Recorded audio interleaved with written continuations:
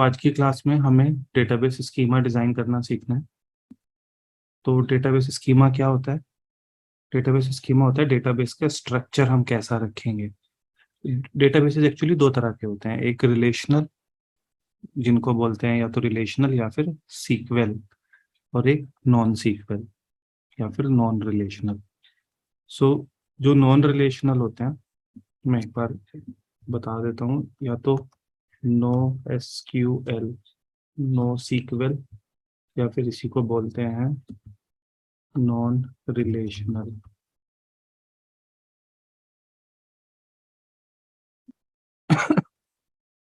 और एक होते हैं जिनको हम बोलते हैं सीक्वल डेटाबेसेस या फिर रिलेशनल डेटाबेसेस।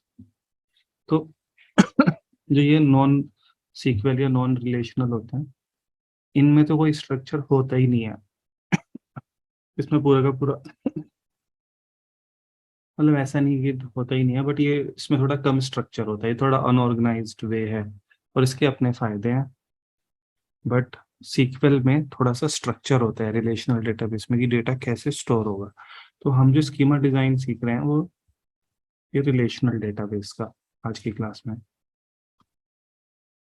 काफी स्ट्रक्चर्ड तरीके से रिलेशनल डेटाबेस में या सीक्वल डेटाबेस में डेटा स्टोर होता है। एग्जांपल लेते हैं, मान लो हम एक ई कॉमर्स वेबसाइट बनाना चाह रहे हैं। अब ई कॉमर्स वेबसाइट में बहुत सारा डेटा है जो हमें सर्वर पे डेटाबेस में स्टोर करना पड़ेगा। क्या क्या प्रोडक्ट्स हैं जो बेच रहे हैं हम, किसने क्या खरीदा, कब खरीदा, क्या कैंसिल कर दिया, किस किस यूज़र ने अकाउंट बना लिया, तो यूज़र के सभी जितने भी यूज़र हमारी ई कॉमर्स वेबसाइट पे साइन अप करेंगे उनका डेटा स्टोर करना पड़ेगा, फर्स्ट नेम लास्ट नेम, उनका ईमेल एड्रेस, उनका पासवर्ड। तो काफ़ी सारा डेटा है। अब वेंडर होंगे जो सामान बेचेंगे हमारी वेबसाइट पे, जैसे अमेजन है। अमेजन तो बस प्लेटफॉर्म है, अमेजन या फ्लिपकार्ट। कोई भी जाता है, वेंडर अपना अकाउंट बनाता है, कोई भी दुकान वाला, और अपना सामान बेचना शुरू कर देता है। अपना फोटो वोटो अपलोड किया अपने प्रोडक्ट्स के, नाम रखा, प्राइस रखा, बेचना शुरू कर दिया।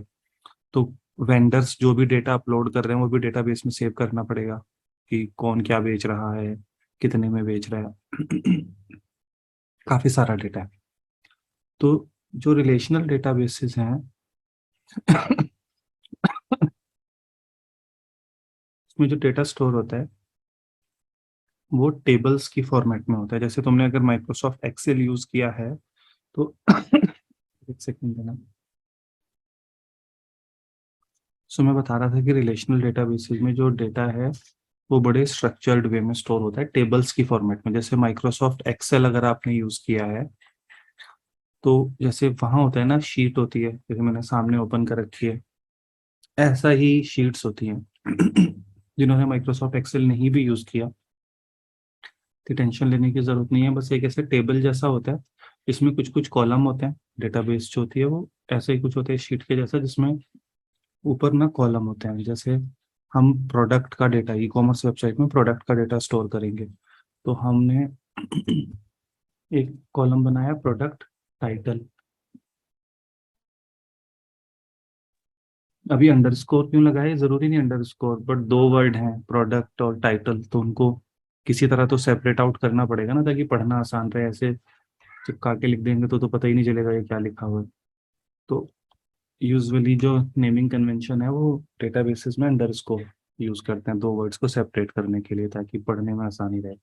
प्रोडक्ट स्पेस नहीं दे सकते, वर्ड एक ही रखना पड़ेगा, मतलब चिपकाने पड़ेंगे दोनों। तो चिपकाने के लिए बीच में अंडरस्कोर डाल दिया। तो प्रोडक्ट टाइटल, यहाँ मैंने लिखा प्रोडक्ट अंडरस्कोर प्राइस, फिर यहाँ प्रोडक्ट अंडरस्कोर, प्रोडक्ट का टाइटल हो गया, प्रोडक्ट का प्राइस हो गया। तो क्या क्या होगा, प्रोडक्ट कैटेगरी। ऐसे आपने कॉलम्स बना रहे हो। और थोड़ा सा बोल्ड कर देता हूँ।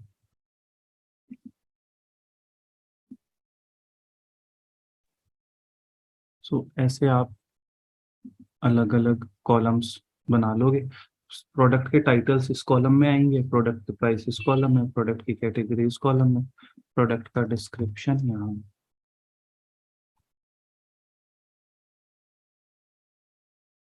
ठीक है। अब लेकिन और भी काफी सारा डेटा होगा, डिस्क्रिप्शन, प्रोडक्ट का इमेज का यूआरएल, जो कॉमन कॉमन, प्रोडक्ट थंबनेल, जिसमें हम प्रोडक्ट की जो मेन इमेज है उसका यूआरएल स्टोर करेंगे। ठीक है। सो ऐसे हम कॉलम्स बनाते जाएंगे यहाँ डेटा। तो मान लो अगर हम एक प्रोडक्ट है आईफोन, हम यहाँ पे 13 Pro सेल कर रहे हैं, और यहाँ पे हम कोई दूसरा प्रोडक्ट सेल कर रहे हैं, मान लो डिटॉल सोप, और यहाँ पार्ले जी बिस्किट। सो जो भी आपका सामान आपकी ई कॉमर्स वेबसाइट पे लिस्ट होगा उसका यहाँ पे प्राइस।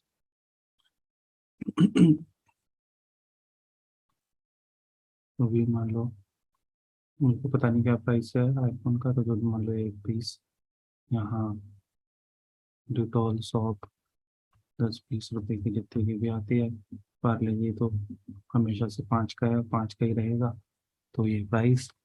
अब यहाँ पे कैटेगरी, ये फोन कैटेगरी में आता है, ये सॉप कैटेगरी।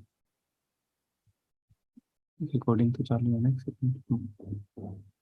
ये बिस्किट, ऐसे हम डेटा स्टोर करते जाएंगे।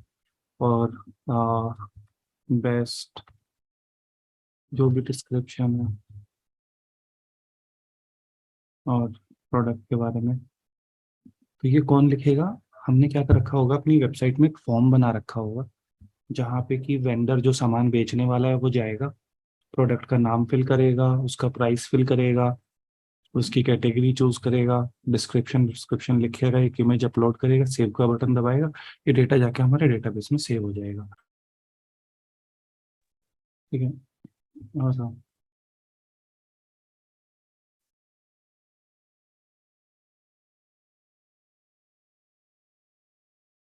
जो भी डिस्क्रिप्शन है आ, वो आपने यहाँ पे ऐसे लिख दिया, ऐसे यहाँ पे यूआरएल लिख दिया। ठीक है। इमेज के ऐसे स्टोर हो रहा होगा डेटा, a.com/b.png, जो भी यूआरएल होगा। तो इससे क्या हो रहा है, इस डेटा को हम टेबल फॉर्मेट में स्टोर कर रहे हैं, उससे डेटा थोड़ा स्ट्रक्चर्ड रह रहा है। डिस्क्रिप्शन सबके एक ही कॉलम में आ रहे हैं, चाहे वो आईफोन है, चाहे वो पार्ले जी है, चाहे वो डिटॉल सॉप है, डिटॉल की स्पेलिंग गलत हो सकती है, आई डोंट नो। सब डेटा एक ही कॉलम में आ रहा है। जब हमको डेटा निकालना होगा, अगर हमको किसी प्रोडक्ट का सिर्फ प्राइस चाहिए, तो हमको पता है यहाँ जाना है, सबके प्राइस यहाँ से निकल जाएंगे। थोड़ा स्ट्रक्चर्ड फॉर्मेट होता है। लेकिन अब थोड़ा देखना शुरू करते हैं कि इसमें डिज़ाइन करने का क्या है। तो बड़ा आसान लगा, बस कॉलम के नाम रखते जाओ, डेटा स्टोर करते जाओ, उसमें फिर डिज़ाइन क्या करना है? डिज़ाइन करने के लिए काफ़ी चीज़ें हैं, समझते हैं। अब मुझे प्रोडक्ट का सेलर का भी तो डेटा स्टोर करना है ना, कि कौन सेल कर रहा है। तो मैंने यहाँ पे किया प्रोडक्ट सेलर नेम, और यहाँ प्रोडक्ट सेलर एड्रेस, और भी कोई हो सकता है प्रोडक्ट सेलर से रिलेटेड डेटा हो। अब यहाँ पे प्रोडक्ट सेलर का नाम, मान लो आईफोन जो बेच रहा है वो है ABC कम्युनिकेशंस नाम की कोई कंपनी है, वो बेच रही है, ये दुकान खोल रखी है किसी ने ABC कम्युनिकेशन, और हमारी वेबसाइट पे ऑनलाइन भी बेच रहा है। ये डिटॉल सोप और ये पार्ले जी हो सकता है, और इसका शॉप नंबर 1 घंटा घर देहरादून, ऐसे कोई एड्रेस है। ठीक है।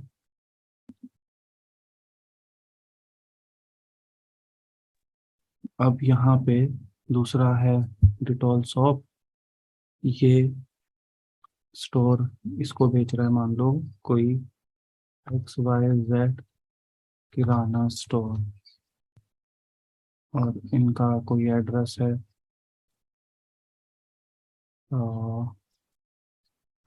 शॉप नंबर 5 राजपुर रोड,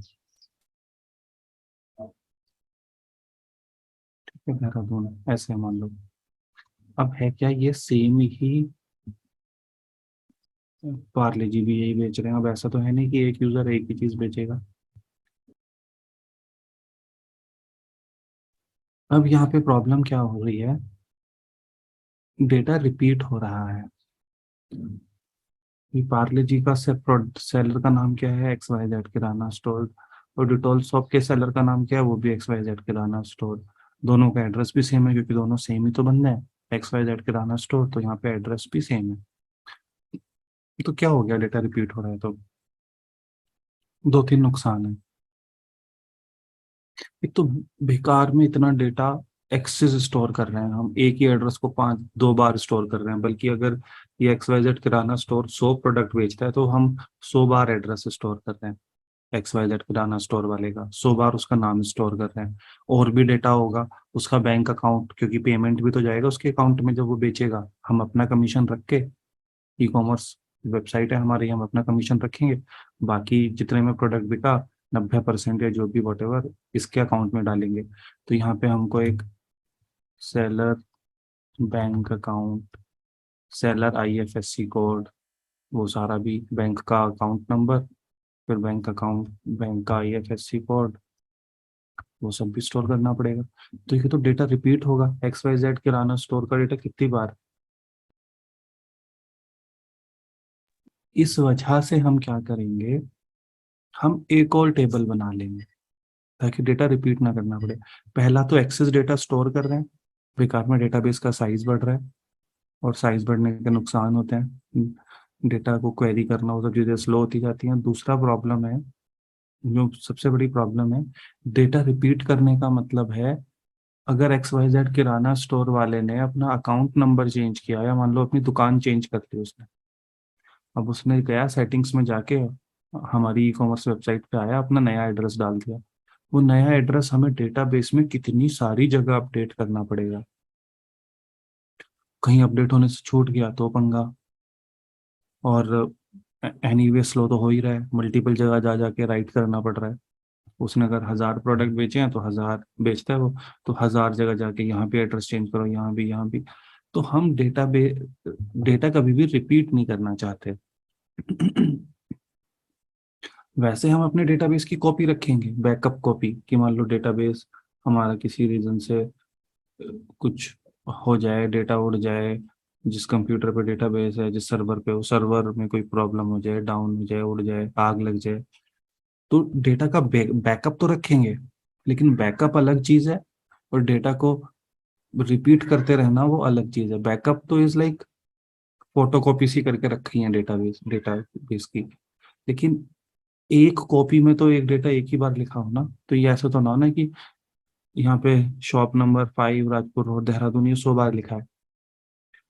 तो इससे बचने के लिए हम क्या करते हैं, अब आया डेटाबेस स्कीमा डिजाइन, कि भैया कैसे करें स्ट्रक्चर, ये डेटा रिपीट ना हो। तो वन कॉमन वे इज, मैंने यहाँ पे एक और शीट बना ली, नीचे तुम देखोगे। ये तो मैं एक्सेल में कर रहा हूँ, अगर एक्चुअल डेटाबेस होता तो शीट को जगह पे टेबल बनती, ये एक शीट, ये दूसरी शीट। पहली वाली शीट को हम बोल रहे हैं, इसको मैंने रिनेम कर लिया। तो जैसे मैं शीट बना रहा हूँ एग्जैक्टली ऐसे डेटाबेस में टेबल बनेंगे। तो पहली शीट को मैं बोल रहा हूँ प्रोडक्ट्स, दूसरी शीट को मैं बोल रहा हूँ सेलर्स। तो सेलर का सारा डेटा यहाँ पे आ जाएगा। और क्योंकि ये सेलर ही है, तो मैं इसमें ना यहाँ पे ये नहीं लिखूंगा सेलर नेम या प्रोडक्ट सेलर नेम, सिर्फ नेम लिखूंगा, कॉलम का नाम। तो कॉलम के नाम भी छोटे हो जाएंगे। भाई अगर सेलर वाली टेबल में हो तो नेम किसका नेम होगा, सेलर का नेम होगा। और प्रोडक्ट वाली टेबल में हो तो नेम किसका नेम होगा, प्रोडक्ट का नेम होगा। तो अपना नेम के पूरा लिखने की, कॉलम के नाम बड़े बड़े लिखने की जरूरत नहीं है। तो नेम एड्रेस ऑब्वियसली किसके एड्रेस की बात कर रहे हैं, सेलर के एड्रेस की बात कर रहे हैं। अगर अकाउंट नंबर बोल रहे हैं तो सेलर का ही अकाउंट नंबर है। तो हम ना क्या क्या टेबल बनाए हैं, उन टेबल में क्या क्या कॉलम रखे हैं, वो टेबल एक दूसरे से कैसे कनेक्ट होंगी, इसको भी बोलते हैं डेटाबेस स्कीमा डिजाइन। तो धीरे धीरे समझ आना शुरू होगा। ये जो डिसीजंस हैं कि एक नई टेबल बना लेते हैं, ये डिजाइन का पार्ट है। हम डिजाइन कर रहे हैं कि यार नहीं, एक टेबल में तो काम नहीं चलेगा, एक सेलर्स नाम की टेबल और बना लेते हैं। हमने बना ली। अब हमने क्या किया, एबीसी कम्युनिकेशंस और शॉप नंबर, ये जो था ये यहाँ डाल दिए।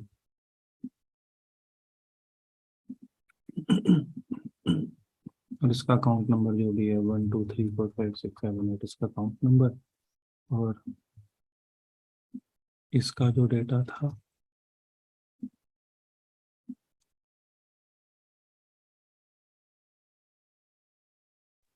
ये हमने यहाँ डाल दिया। और यहाँ पे इसका अकाउंट नंबर जो भी है 999999, account number, bank account number.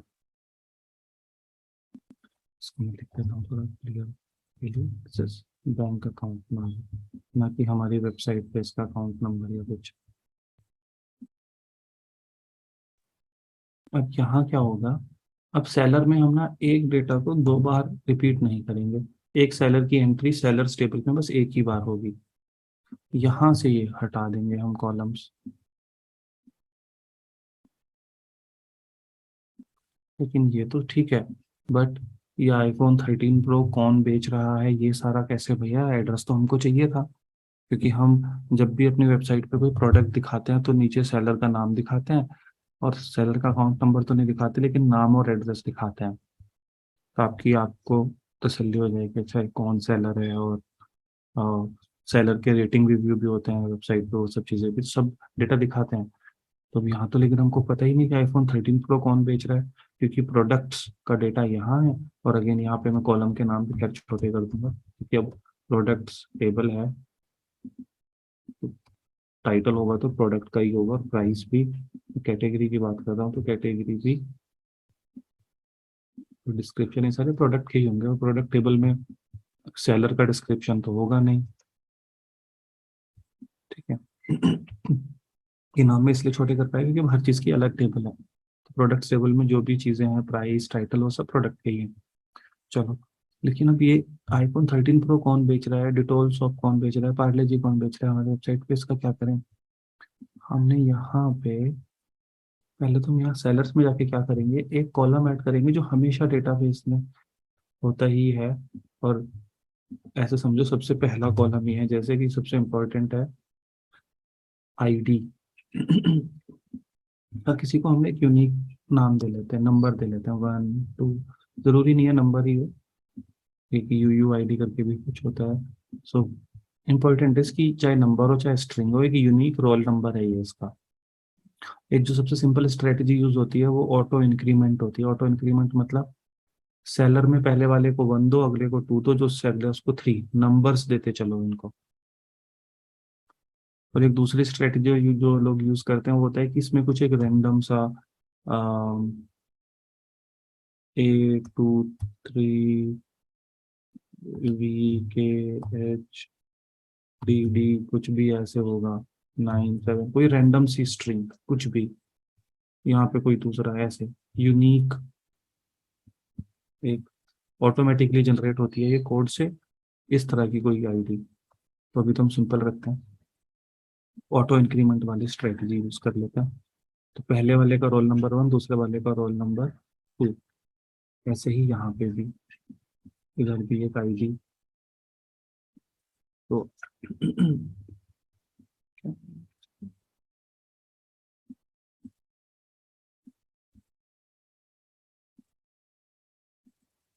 यहाँ आईडी, तो इसको 1, इसको 2, इसको 3।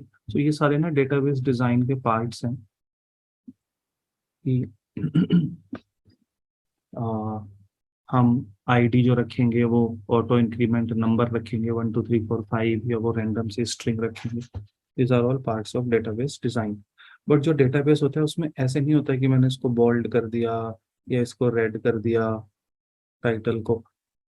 डेटाबेस डिजाइन में कोई भी कलर वलर ये सब चीजें नहीं होती है। तो मैं एक्सेल शीट बना रहा हूँ, तो यहाँ तो तुम रेड और ग्रीन कर भी सकते हो, वहां कुछ रेड ग्रीन नहीं होता। वहां तो बस आप बताते हो कॉलम का नाम क्या होगा, कॉलम में कैसे कैसे डेटा स्टोर होगा, ये सारी कहानी।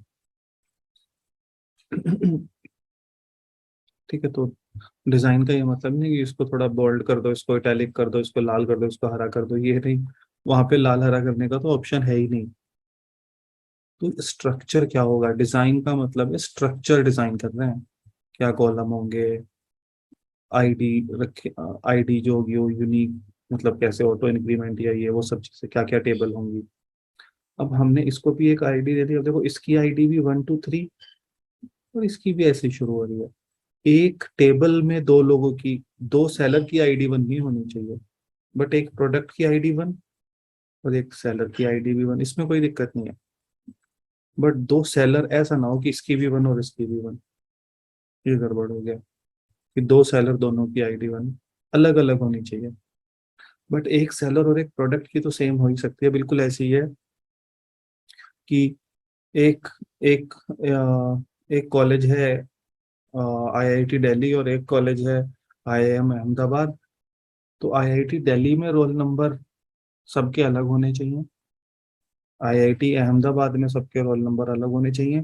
बट दो लोगों के एक आईआईटी अहमदाबाद वाले का और एक आईआईटी दिल्ली वाले का, आईआईएम अहमदाबाद का और आईआईटी दिल्ली का, उनके रोल नंबर सेम हो सकते हैं, क्योंकि वो दो अलग अलग कॉलेज में है।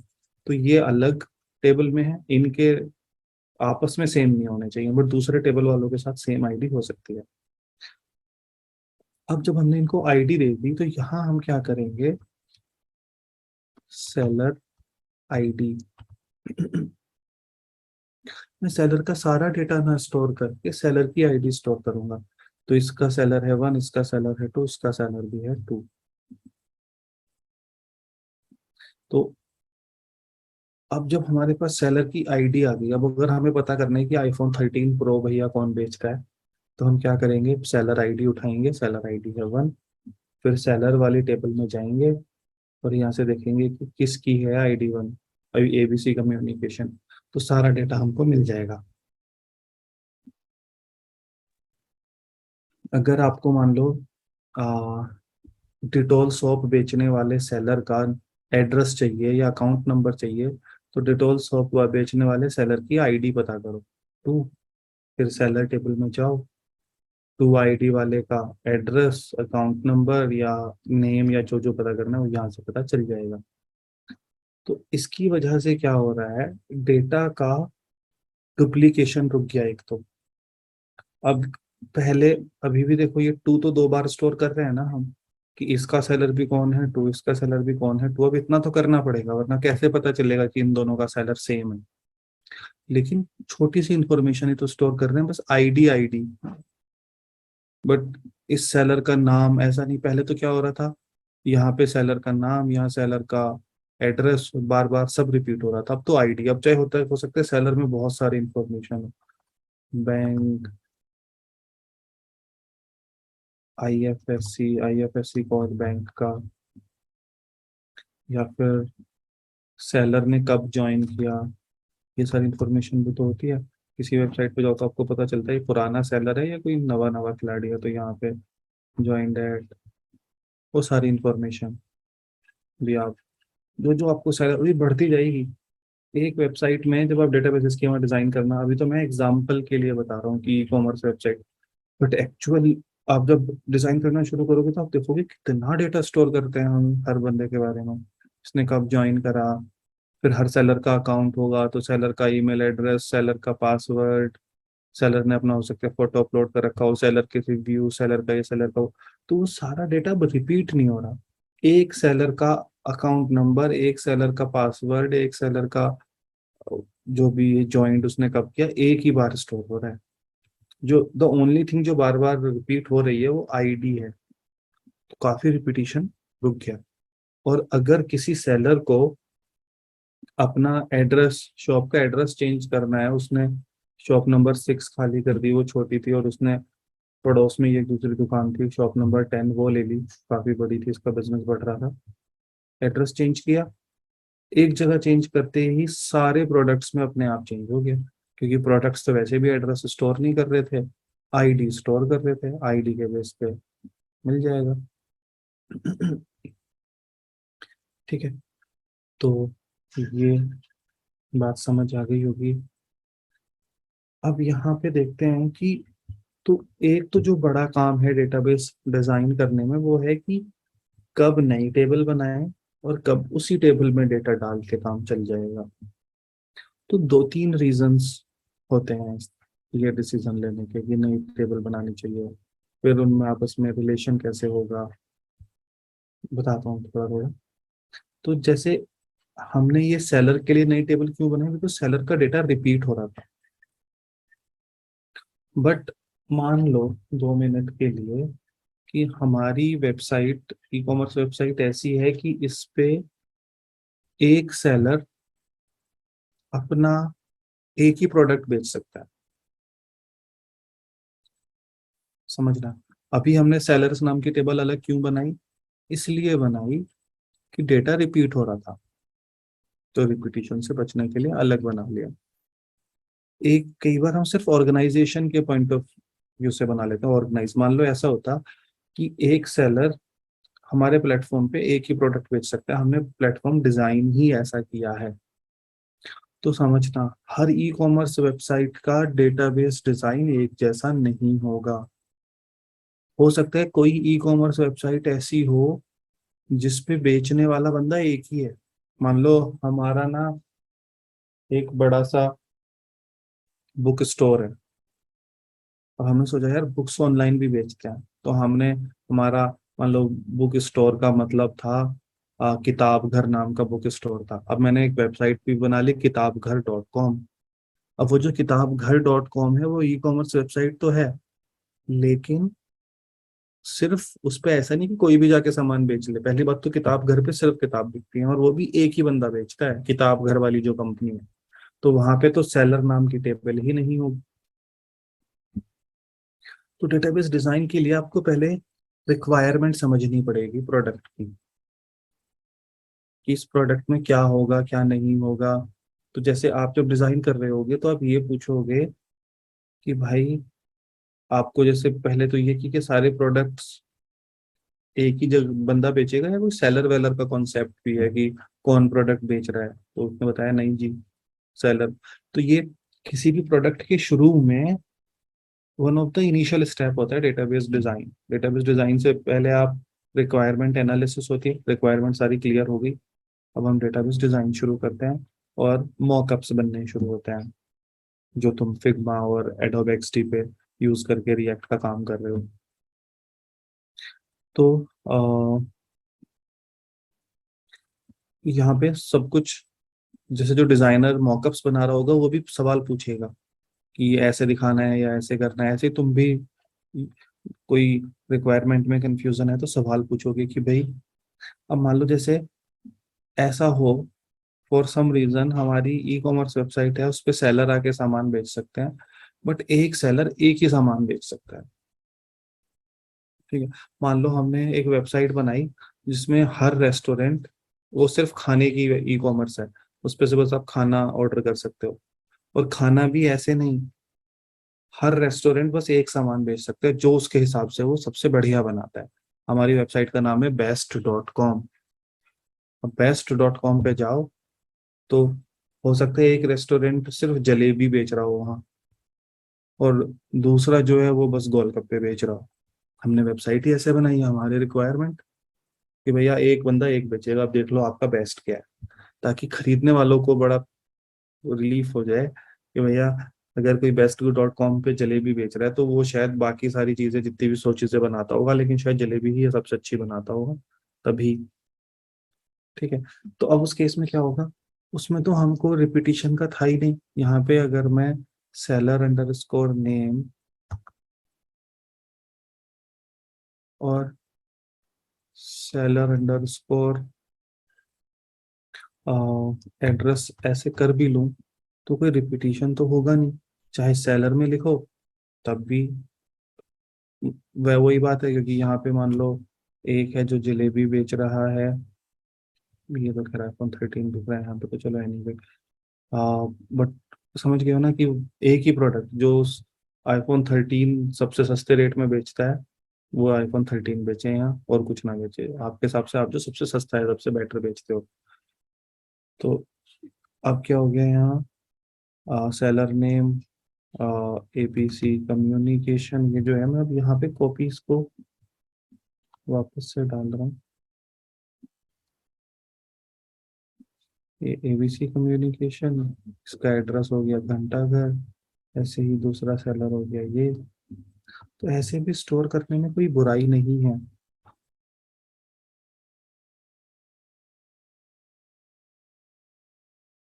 ठीक है।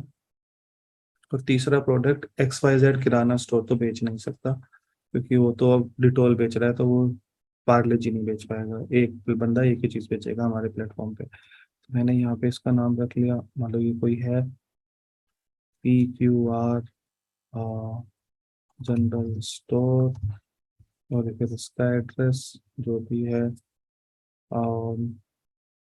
XYZ mall,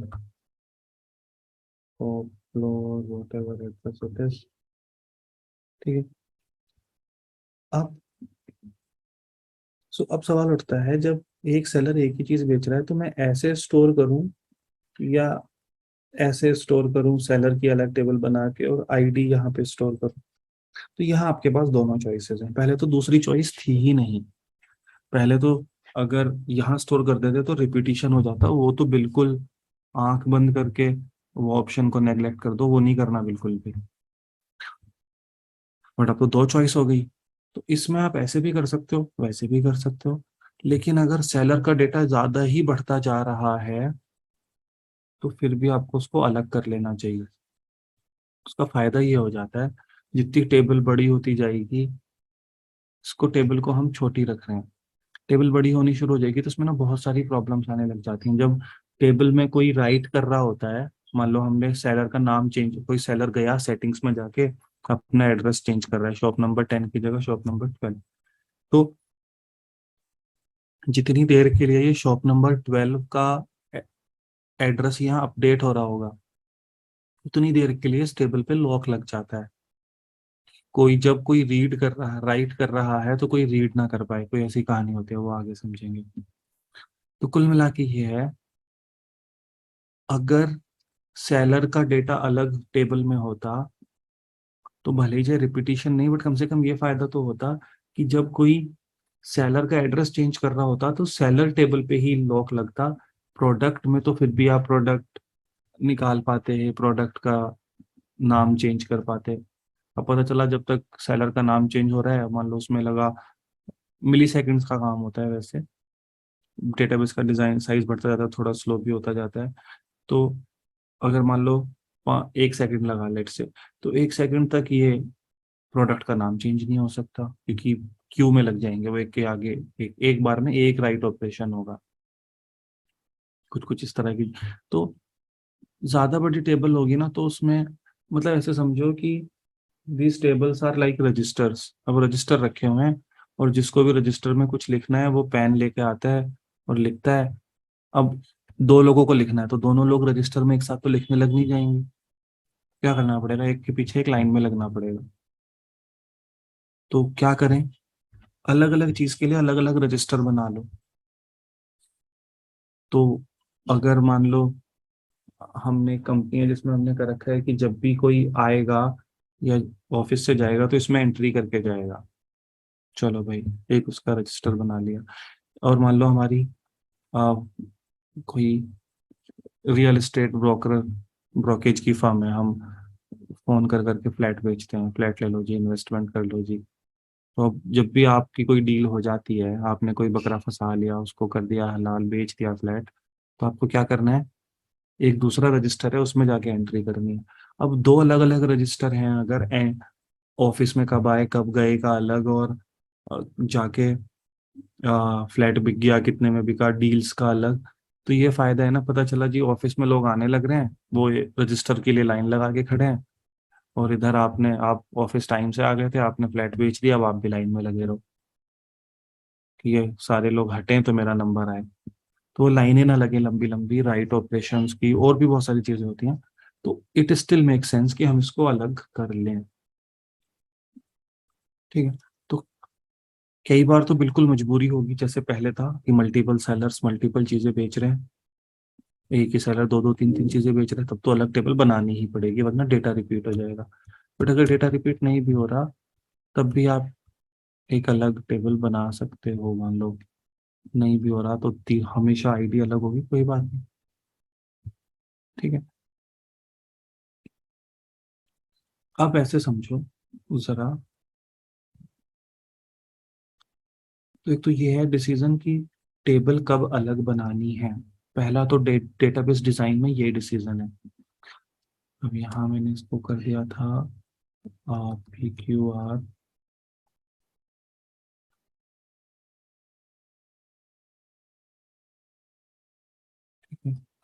x Y Z mall के अंदर है इसकी, ग्रेट मॉल नाम का मॉल है, उसमें है इसकी शॉप, चलो जो भी एड्रेस है।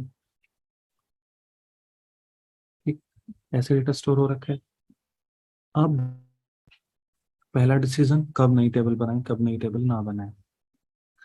दूसरा डिसीजन है, तो अभी हम ये कब बनानी कब नहीं बनानी इस पर और डिस्कशन भी करेंगे। दूसरा डिसीजन है डिजाइन में कि टेबल्स को आपस में कनेक्ट कैसे करें। अब हमें ये कनेक्ट करना है कि किस प्रोडक्ट को कौन सेलर सेल कर रहा है, और हमको ये भी पता है एक प्रोडक्ट को एक ही सेलर सेल करता है हमारे प्लेटफॉर्म पे। तो एक तरीका तो ये है, प्रोडक्ट टेबल में सेलर आईडी बना रखी है। ठीक है। कि प्रोडक्ट वन को सेलर वन, प्रोडक्ट टू को सेलर टू, प्रोडक्ट थ्री को सेलर थ्री। और ये जरूरी नहीं है, ये तो बाई चांस तुक्के की बात है कि ये आईडीज मैच करें, जरूरी थोड़ी ना है। प्रोडक्ट वन को हो सकता है सेलर थ्री बेच रहा हो, प्रोडक्ट टू को हो सकता है सेलर वन बेच रहा हो, प्रोडक्ट थ्री को हो सकता है कि सेलर टू बेच रहा हो सकता है किसी सेलर ने अकाउंट पहले बना लिया, तो उसको आईडी तो मिल गई पहली, लेकिन उसने प्रोडक्ट का डेटा अपलोड नहीं करा, तो प्रोडक्ट टेबल में जो एंट्री हुई वो बाद में हुई। और किसी ने जल्दी से अकाउंट बनाया, अकाउंट बाद में बनाया, बट प्रोडक्ट डेटा पहले अपलोड कर दिया, तो प्रोडक्ट टेबल में जो उसके प्रोडक्ट की एंट्री है वो पहले है, तो उसको आईडी पहले ही मिली, लेकिन उसने अकाउंट सबसे लास्ट में बनाया था। बट बाकी दोनों लोग अकाउंट बना के बैठे ही हुए थे, उन्होंने प्रोडक्ट अपलोड नहीं किया था। तो समझ रहे हो ना, ये कोई कनेक्शन नहीं है। तो अब आईफोन 13 प्रो जो है वो ये सेलर आईडी 3 बेच रहा है, यानी आईफोन 13 प्रो को बेच रहा है PQR जनरल स्टोर। तो जनरल स्टोर वाले तो आईफोन बेच रहे हैं, और डिटोल सोप जो है वो कम्युनिकेशन वाले बेच रहे हैं, कुछ भी हो सकता है दुनिया में। तो चलो, अब एक तरीका तो है ये इंफॉर्मेशन स्टोर करने का कि प्रोडक्ट्स टेबल में सेलर आईडी, बट यहाँ उल्टा भी तो कर सकता है ना, कि सेलर टेबल में मैं प्रोडक्ट आईडी बना लूँ। अब ABC कम्युनिकेशन जो है, सेलर वन जो है वो प्रोडक्ट टू बेच रहा था, तो यहाँ मैंने टू स्टोर कर दिया। और सेलर टू जो है वो प्रोडक्ट थ्री बेच रहा था, तो सेलर टू के आगे मैंने थ्री स्टोर कर दिया। और जो सेलर थ्री है वो प्रोडक्ट वन बेच रहा था। सेम ही इंफॉर्मेशन मैं दो तरीके से भी तो ऐसे भी तो कर सकता हूँ। अब देखो, ये टेब कॉलम मैंने थोड़ी देर के लिए तो समझिए हटा दिया, क्योंकि गया, तो क्या हुआ, अब प्रोडक्ट में तो कोई सेलर है ही नहीं, ये कौन बेच रहा है पता ही नहीं भाई। बट कैसे पता करोगे, इस प्रोडक्ट की आईडी जाके ढूंढो सेलर टेबल में, सेलर टेबल में प्रोडक्ट आईडी ढूंढो, ये मिल गई, तो इसका मतलब ये है सेलर। ठीक है। और ऐसे ही प्रोडक्ट आईडी टू को कौन बेच रहा है भाई, तो जाओ ढूंढो प्रोडक्ट आईडी टू, यानी सेलर है वन, ABC कम्युनिकेशन। और पहली अप्रोच क्या थी, ये कॉलम नहीं था बल्कि ये कॉलम था, तो यहाँ हमने क्या कर रखा था, सेलर में प्रोडक्ट आईडी नहीं थी बल्कि प्रोडक्ट में सेलर आईडी थी। फिर वही बात है, अभी पता चल जाएगा, आईफोन 13 प्रो कौन बेच रहा है? ये सेलर आईडी 3 बेच रहा है। सेलर आईडी 3 कौन है? यहाँ पे आओ और सेलर की आईडी में 3 ढूंढो, मिल गया, राइट। अब दोनों में से क्या करें? और ये सवाल हमेशा नहीं होगा, कई बार तो बिल्कुल क्लियर होगा कि कैसे करना पड़ेगा। बट इस सिचुएशन में अभी दिखाऊंगा वो सिचुएशन जहाँ पे दोनों दो चॉइस है ही नहीं, चॉइस ही एक है। बट यहाँ दोनों चॉइस है, तो क्या करें? तो आप डिसाइड ऐसे करोगे कि ज्यादा कैसे एक्सेस करने वाले हैं हम। अक्सर प्रोडक्ट का सेलर ढूंढ रहे होंगे या सेलर का प्रोडक्ट। समझना, शुरुआत किधर से करेंगे, पहले ये सवाल पूछो। आप दोनों चीजें कर सकते हो ना। आप ये भी पूछ सकते हो कि भाई ये XYZ किराना स्टोर क्या बेचता है, भाई ये PQR जनरल स्टोर क्या बेचता है। अब अगर पता करना हो XYZ किराना स्टोर क्या बेचता है, तो XYZ किराना स्टोर की आईडी है 2। यहाँ जाके देख लो कि 2 वाला क्या बेचता है। सेलर आईडी 2 बेचता है पार्ले जी। आपको रिक्वायरमेंट समझनी पड़ेगी, सोचना पड़ेगा कि अक्सर हम किधर से किधर को जा रहे होंगे। अक्सर हम प्रोडक्ट का सेलर ढूंढ रहे होंगे या सेलर का प्रोडक्ट ढूंढ रहे होंगे। अब आप ई कॉमर्स वेबसाइट पे जाते हो, तो ई कॉमर्स पे वेबसाइट पे जाके आप क्या करते हो? पहले सेलर ढूंढते हो कि आज तो वही खरीदूंगा जो XYZ किराना स्टोर बेचेगा। ऐसे थोड़ी ना करते हो आप। सेलर दिमाग में लेके जाते हो कि यार सामान तो उसी से खरीदना है, जो बेच रहा होगा वही खरीद लूंगा। ऐसे थोड़ी ना जाते हो ई कॉमर्स स्टोर पे, कैसे जाते हो? प्रोडक्ट दिमाग में लेके कि यार पार्ले जी खरीदना है या आईफोन 13 प्रो खरीदना है। तो आप हमेशा पहले प्रोडक्ट पकड़ते हो, प्रोडक्ट सर्च करते हो, फिल्टर विल्टर लगाते हो जो भी, और फिर जब प्रोडक्ट आ जाता है तब देखते हो कि इसका सेलर कौन है। तो आपको हमेशा यही सवाल पूछना है जब डेटाबेस डिजाइन कर रहे हो कि हम किधर से किधर को जाएंगे। हम हमने यहाँ पे सवाल पूछा तो हमको समझ आया कि यार ई कॉमर्स वेबसाइट में तो प्रोडक्ट से सेलर की तरफ जाते हैं। कोई और वेबसाइट होगी, मान लो ब्लॉग है, हम ब्लॉगिंग की वेबसाइट बना रहे हैं जहाँ पे लोग आएंगे आर्टिकल लिखेंगे। जैसे medium.com वेबसाइट है, कोई भी जाओ आर्टिकल लिखो, दूसरे लोग आके पढ़ रहे हैं। तो फिर आप वहां पे यही सवाल पूछोगे कि यार लोग ब्लॉग का ऑथर देख रहे होते हैं या ऑथर के ब्लॉग देख रहे होते हैं। और वहां पे अक्सर दोनों चीजें भी होंगी, बट ज्यादा क्या होगा, ऐसा भी हो सकता है कि आपने एक ब्लॉग, आपको मान लो पहले आपका कोई भी दिमाग में सवाल था, अब मान लो कफ हो रखा है, मैंने जाके गूगल किया होम रेमेडी फॉर कफ। तो मैं आर्टिकल ढूंढ रहा हूँ, मैं ऑथर नहीं ढूंढ रहा हूँ मेरी बला से किसी ने भी लिखा हो, कोई ऐसा बस अच्छा लिख रखा हो यार कुछ की होम रेमेडी फॉर कफ, मैंने ढूंढा, मुझे ब्लॉग मिल गया, मैंने ब्लॉग पढ़ा। और ब्लॉग पढ़ा तो ब्लॉग का ऑथर भी दिख रहा है मुझे कि अच्छा, छोटे से कोने में उसका फोटो लगा हुआ है, नाम लगा हुआ है, तो थोड़ा बहुत कुछ लिखा होगा उस बारे में, उसके बारे में। बट हो सकता है मुझे उसका ब्लॉग इतना पसंद आए कि मैं कहूँ यार बहुत अच्छा बंदा है, इसका और भी चीजें पढ़ते हैं, इसने और क्या क्या लिखा हुआ है, इसको हेल्थ के बारे में काफी नॉलेज है। तो मैंने ऑथर के नाम पे क्लिक किया तो ऑथर के सारे ब्लॉग दिखने लग गए। तो दोनों तरफ से एक्सेस होगा डेटा, बट ज्यादा किधर से एक्सेस होगा? क्या लग रहा है कॉमनली? कॉमनली तो ये है यार कि ब्लॉग ही पहले ढूंढेगा बंदा और फिर ब्लॉग से ऑथर पे जाएगा।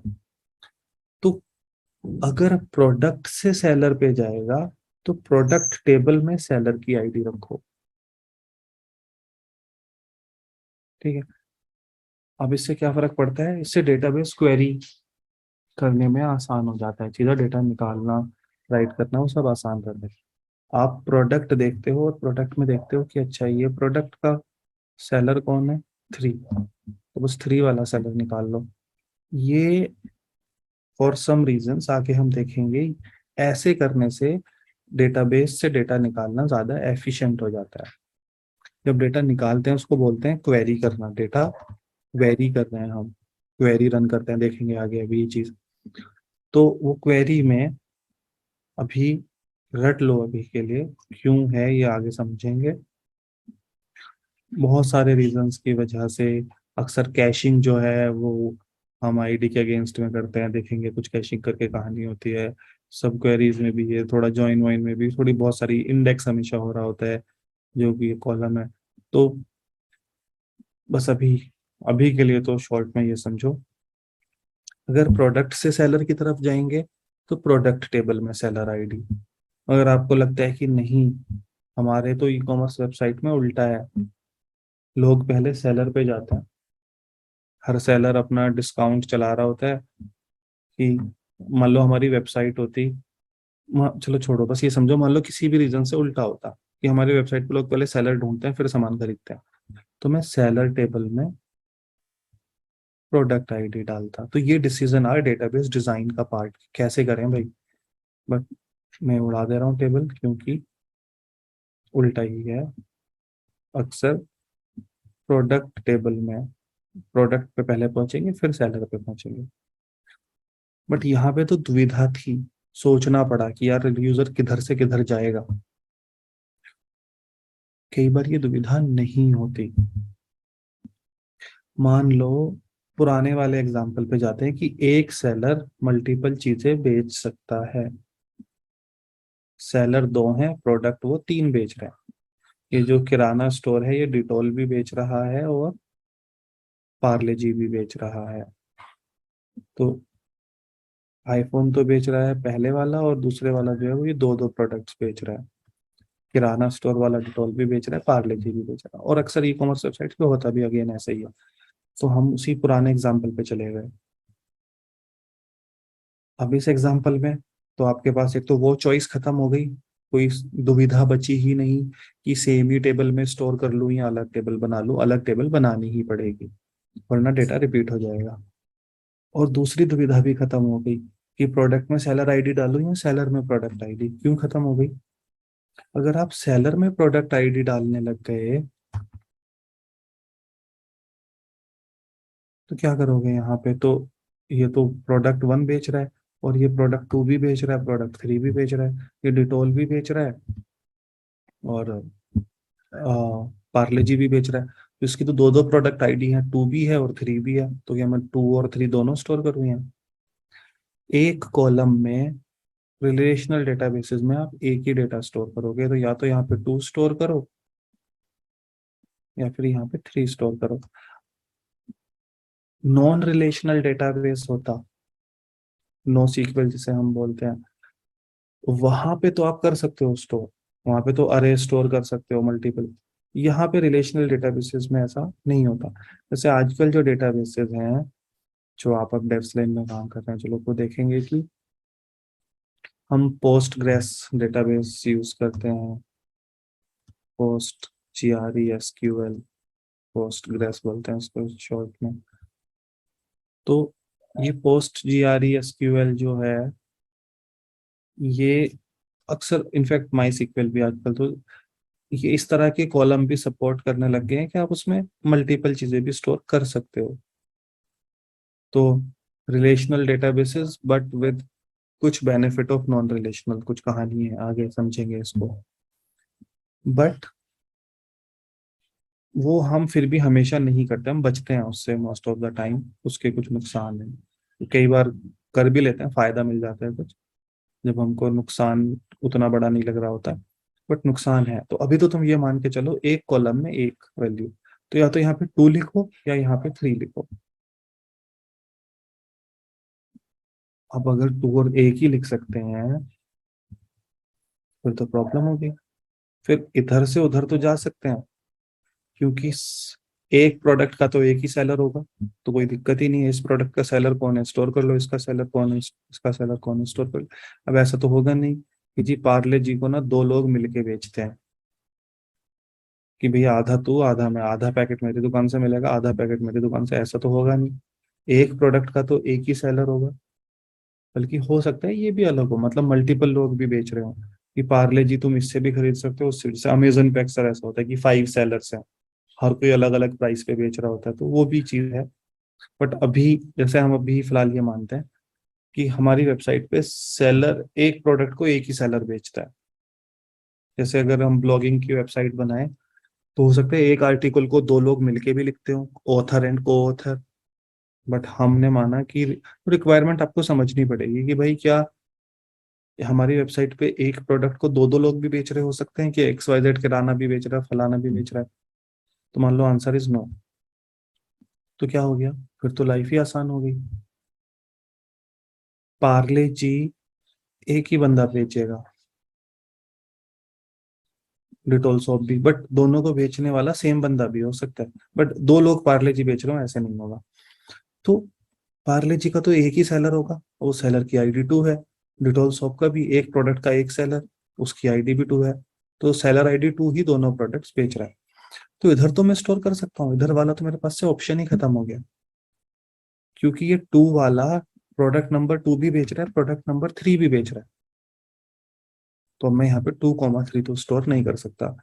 तो यहाँ पे ये सवाल पूछने की जरूरत ही खत्म हो गई कि हम प्रोडक्ट से सेलर की तरफ जाएंगे या सेलर से प्रोडक्ट की तरफ। हम कैसे भी जा रहे हो, यहीं पे सेलर आईडी कॉलम आएगा, यहाँ पे प्रोडक्ट आईडी कॉलम आ ही नहीं सकता, बिकॉज प्रोडक्ट आईडी यहाँ लिखेंगे तो यहाँ पे तो 2,3 लिखना पड़ जाएगा, क्योंकि ये सेलर तो दो दो प्रोडक्ट बेचता है, और जो कि कर नहीं सकते हम रिलेशनल डेटाबेस में।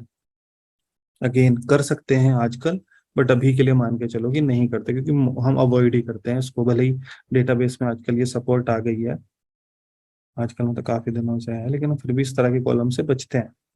क्यों बचते हैं, क्या कहानी है, वो आगे पढ़ेंगे। तो अब मैं ऐसे तो करूंगा नहीं। एक तरीका तो ये हो गया कि अगर मुझको सेलर का, तो प्रोडक्ट 1 आईडी, ये जो पहला प्रोडक्ट बेच रहा है उसकी आईडी, ये जो अगला प्रोडक्ट बेच रहा है उसकी आईडी, प्रोडक्ट 2 आईडी। तो यहाँ पे मैंने क्या किया, ये तो प्रोडक्ट 1 तो इसका 1 है, और दूसरा प्रोडक्ट ये बेचता ही नहीं, तो मैंने इसे खाली छोड़ दिया। इसको 2, इसको 3। बट ऐसे थोड़ी ना करोगे। अब ऐसे कहाँ तक करोगे, मान लो एक सेलर 100 प्रोडक्ट बेच रहे, तो क्या 100 कॉलम बनाओगे?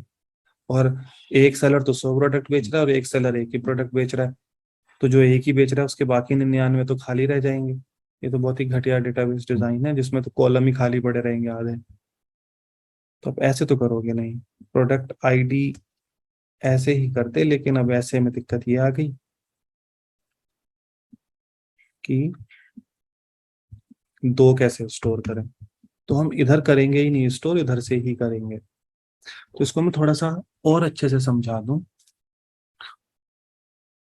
ये जो प्रोडक्ट है, अलग टेबल अलग चीज, इसको हम बोलते हैं एंटिटी। और ये है सेलर, तो ये भी एक टेबल है। अलग टेबल मतलब अलग एंटिटी। एंटिटी ऐसे समझो जैसे मूवी में किरदार होता है ना, कैरेक्टर, ऐसे ही है ये। तो अगर आपने मुन्ना भाई एमबीबीएस देखी, तो उसमें मुन्ना भाई है, सर्किट है, फिर कोई और है। तो ये डिफरेंट कैरेक्टर्स हैं, और इन कैरेक्टर्स के आपस में कुछ कुछ रिलेशन है। कोई किसी का दोस्त है, कोई किसी का फादर है। ऐसे ही यहाँ पे होगा। एंटिटी अक्सर वर्ड सुनने को मिल जाएगा आपको। आप एंटिटी कह लो, कैरेक्टर कह लो, म- या मॉडल कह लो, या टेबल कह लो, नाम से कोई इतना फर्क नहीं पड़ रहा, भावना समझो। लेकिन क्योंकि यहाँ पे एंटिटी वर्ड यूज होता है तो मैं एंटिटी यूज कर रहा हूँ। तो आपको ये समझना है प्रोडक्ट एंटिटी और सेलर एंटिटी में क्या रिलेशनशिप है। वो रिलेशनशिप दो तरह का, तीन तरह का हो सकता है। दो लोग हैं तो दोनों में रिलेशनशिप है। एक है 1 to 1, एक है 1 to मैनी, और एक है मैनी टू मैनी। 1 to 1 का मतलब है एक प्रोडक्ट का एक सेलर, और एक सेलर का एक ही प्रोडक्ट, दोनों साइड से 1 to 1 है। ठीक है।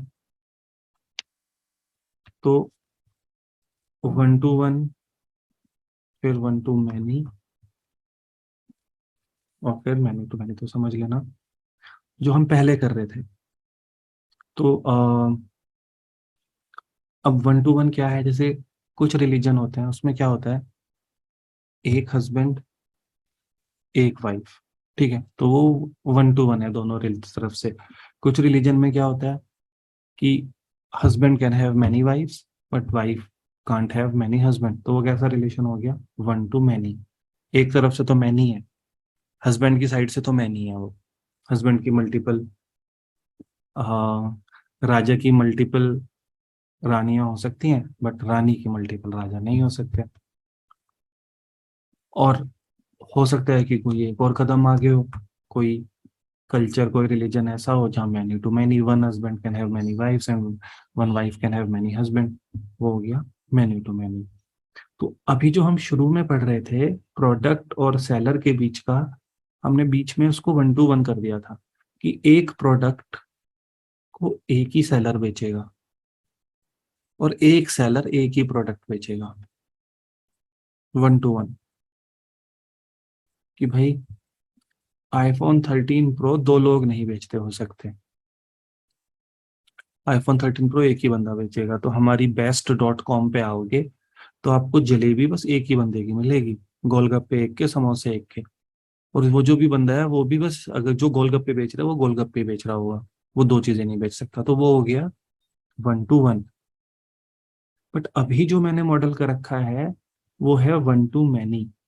मैं कह रहा हूं एक प्रोडक्ट का सेलर एक ही होगा, जैसे डिटॉल सॉप का सेलर है 2, पार्ले जी का सेलर है 2, और इसका सेलर है 1। तो एक प्रोडक्ट का एक ही सेलर है, बट एक सेलर के मल्टीपल प्रोडक्ट हैं। जैसे ये 2 है, 2 डिटॉल सॉप भी बेच रहा है और सेलर आईडी 2 जो है वो पार्ले जी भी बेच रहा है।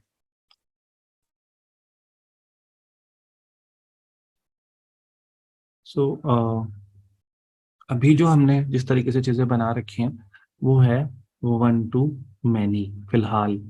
बीच में हमने उसको 1 to 1 भी कर दिया था, और जब 1 to 1 किया था तो सवाल उठने लग गया था कि मैं प्रोडक्ट टेबल में सेलर आईडी डालूं या सेलर टेबल में प्रोडक्ट आईडी।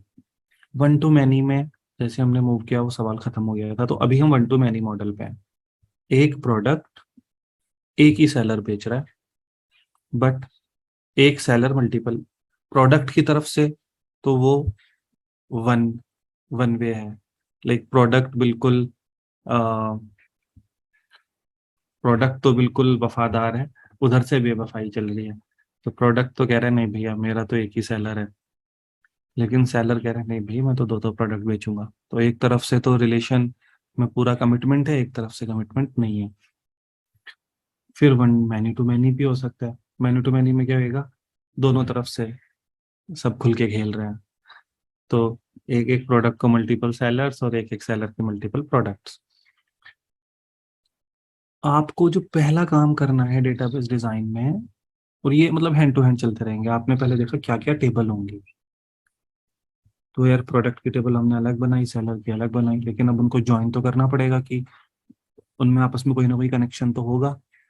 अगर आप जैसे ई कॉमर्स वेबसाइट है तो आप ये देखोगे कि इस प्रोडक्ट का कौन सेलर है, इस सेलर का कौन प्रोडक्ट है। एक और टेबल बनाएंगे हम अभी आगे, ऑर्डर। फिर हम एक और टेबल बनाएंगे यूजर, ऑर्डर्स टेबल जिसमें सारे ऑर्डर्स स्टोर होंगे। यूजर्स टेबल जिसमें सारे जो बायर्स हैं या यूजर्स हैं सामान खरीदने वाले वो।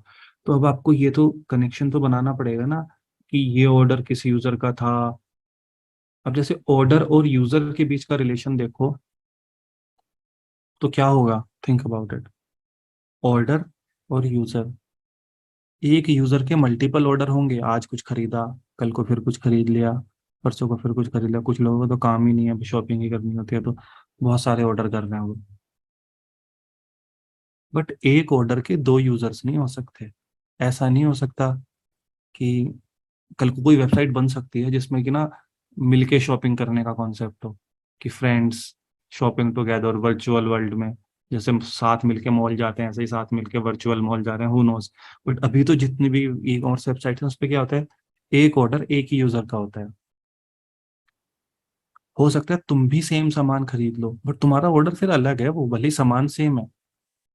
मान लो मैंने भी डिटॉल सॉप मंगाई, तुमने भी डिटॉल सॉप मंगाई, तो और मैंने डिटॉल सोप और पार्ले जी मंगाया, तुमने भी डिटॉल सोप और पार्ले जी, मैंने भी दोनों एक एक मंगाया, आपने भी दोनों एक एक, तो ऑर्डर बिल्कुल सिमिलर हो गया। मैंने भी सेम डिस्काउंट कूपन लगाया, आपने भी, लेकिन फिर भी ऑर्डर अलग है ना। आपके पार्ले जी और डिटॉल अलग पहुंचेगी, मेरी अलग पहुंचेगी। हो सकता है मेरा डिलीवर हो जाए, आपका डिले हो जाए, एक ऑर्डर टाइम पे पहुंच गया, एक डिले हो गया, अलग अलग ऑर्डर है वो।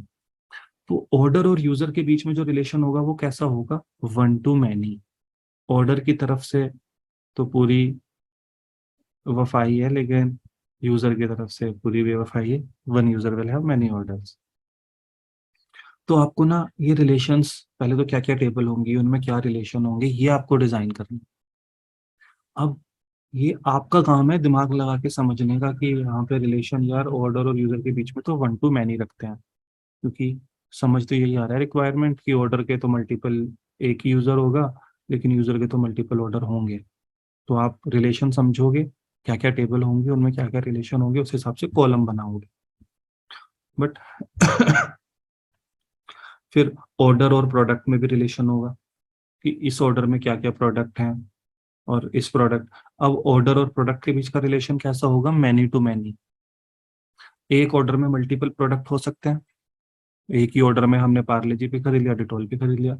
और एक ही प्रोडक्ट मल्टीपल ऑर्डर में भी हो सकता है, मैंने पार्ले जी खरीदा, मेरे ऑर्डर में भी पार्ले जी है, आपने पार्ले जी खरीदा, आपके ऑर्डर में भी पार्ले जी है।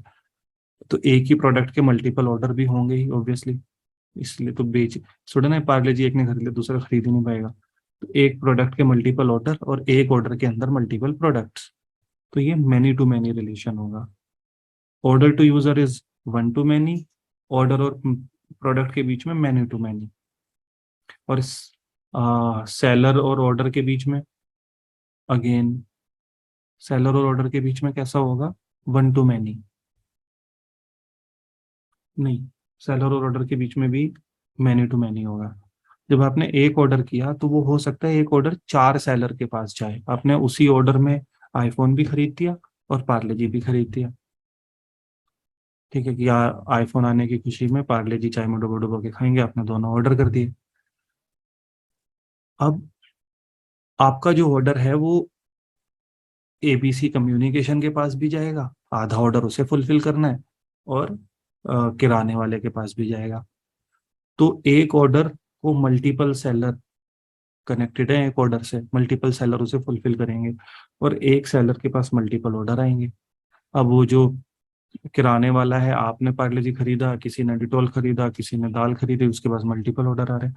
तो मैनी टू मैनी, तो ये दिस इज समथिंग जो आपको ना रिक्वायरमेंट समझ के क्लैरिफाई करना है ढंग से। यहाँ गलत हुआ तो बहुत कुछ गलत है कि आपस में रिलेशन कैसे होंगे। अगर रिलेशन आपने दिमाग लगाया, समझा और रिलेशन निकला वन टू वन, तो वन टू वन के केस में क्या हो सकता है, क्या होगा, मान लो ओ प्रोडक्ट और सेलर के बीच में वन टू वन है, तो प्रोडक्ट के अंदर सेलर आईडी कॉलम भी हो सकता है और सेलर के अंदर प्रोडक्ट आईडी कॉलम भी हो सकता है, क्योंकि दोनों तरफ से वन है, प्रोडक्ट का सेलर भी एक ही है और सेलर का प्रोडक्ट भी एक ही है। तो प्रोडक्ट में अगर आप सेलर आईडी कॉलम बना लोगे जो हमने पहले करके दिखाया था, तो भी चीज चल जाएगी, और सेलर में प्रोडक्ट आईडी बना लोगे तो भी चीज चल जाएगी। तो फिर कौन सा डिजाइन करें, वन टू वन के केस में क्या होगा, both tables can have column for others ID. तो सेलर में प्रोडक्ट की आईडी के लिए product under score ID column भी हो सकता है, और प्रोडक्ट में seller score under score ID column भी हो सकता है। पर दोनों में से कैसे डिसाइड करें, तो डिसाइड कैसे करें, डिसाइड करोगे कॉमन डायरेक्शन के बेस पे, जो मैंने पहले समझाया था कि हम नॉर्मली प्रोडक्ट से सेलर पे जाएंगे या सेलर से प्रोडक्ट पे जाएंगे। ठीक है, तो बट अगर वन टू मैनी है तो ज्यादा टेंशन है ही नहीं। जिस तरफ से वन है उस वाली टेबल में रखोगे, जैसे प्रोडक्ट का एक ही सेलर है तो सेलर आईडी कॉलम रखोगे, बट एक सेलर के मल्टीपल प्रोडक्ट हैं तो प्रोडक्ट आईडी कॉलम तो रख नहीं सकते, क्योंकि एक सेलर के मल्टीपल प्रोडक्ट हैं, फिर ये कॉमा दो दो एक ही कॉलम में मल्टीपल वैल्यूज स्टोर करनी पड़ेंगी, इस सेल में भी ये तो हो नहीं सकता। अगेन हो सकता है बट मोस्टली नहीं करते। तो ये नहीं करेंगे, वन टू मैनी में क्या करेंगे, वन टू मैनी में डायरेक्शन वायरेक्शन देखने की जरूरत ही नहीं है कि नॉर्मली इधर से उधर को एक्सेस करेंगे, सेलर का प्रोडक्ट ढूंढ रहे होंगे या प्रोडक्ट का सेलर ढूंढ रहे होंगे, वो दिमाग नहीं लगाना। जिधर से वन है और कोई चॉइस ही नहीं है, ऐसे ही करोगे स्टोर। प्रोडक्ट में सेलर आईडी, सेलर में तो प्रोडक्ट आईडी स्टोर कर ही नहीं सकते। बट रिलेशन मान लो मैनी टू मैनी हो, फिर क्या करेंगे। अब जैसे यहीं पे बात करते हैं, मान लो ये है कि प्रोडक्ट के मल्टीपल सेलर हो सकते हैं और सेलर के मल्टीपल, जो पार्ले जी है, मैं यहाँ पे एक और सेलर ऐड कर देता हूँ, थ्री बिट्टू जनरल स्टोर, और ये चौहान मार्केट मेरठ। ठीक ठीक है, यहाँ कुछ कुछ इसका जो भी अकाउंट नंबर है। अब ये जो बिट्टू जनरल स्टोर है, ये भी बेच रहा है डिटोल, ये भी बेच रहा है पार्ले जी। तो अब इसको बेचने वाला तो 2 भी है और 3 भी है, तो इधर भी स्टोर नहीं कर सकते और इधर भी स्टोर नहीं कर सकते, क्योंकि बिट्टू जनरल स्टोर तो बहुत सारे प्रोडक्ट बेच रहा है, तो उस यहाँ पे प्रोडक्ट आईडी भी नहीं आ सकता। तो मैनी टू मैनी में तो ना इधर ना उधर, क्या करें? ऐसे केस में हम क्या करेंगे, ना इधर बनाएंगे ना उधर बनाएंगे, हम बनाएंगे बीच में एक कॉलम, जिसे हम टेबल जिसको बोलते हैं pivot table. Pivot is many to many relations के बीच में एक ब्रिज। देखो यार, 1 to 1 तो चल जाता है रिलेशन, बढ़िया। 1 to many में भी चलो किसी तरह धक्के से चल जाए, मगर दोनों ही लोग खुल के, कोई निभाने वाला ही नहीं है, दोनों ही खुल के खेल रहे हैं, तो बीच में कोई तो चाहिए जो उनको बांध के रखे। तो प्रोडक्ट अंडर स्कोर सेलर, जब दोनों खिलाड़ी हों तो उनको बांधने के लिए बीच में होती है एक, अब ये बीच में कहाँ है ऐसा कोई मतलब नहीं, मैंने बेकार में इसको ट्रैक करना छोड़ो। दो डेटाबेस में ऐसा नहीं होता कि कौन सी टेबल पहले है कौन सी टेबल, डेटाबेस में बस टेबल होती है, उनको कोई ऑर्डर वॉर्डर नहीं होता। जैसे शीट में तो ये पहली शीट है, ये दूसरी, ये तीसरी, ये चौथी, ये पांचवी। डेटाबेस में ये कोई ऑर्डर वॉर्डर नहीं होता, बस टेबल होती है। तो एक प्रोडक्ट टेबल, एक सेलर टेबल, प्रोडक्ट्स सेलर्स, सारे प्रोडक्ट्स प्रोडक्ट्स टेबल में, सारे सेलर्स सेलर्स टेबल में, और उन दोनों को जोड़ने के लिए प्रोडक्ट अंडर स्कोर सेलर। अब इसमें क्या होगा, ID product ID seller ID.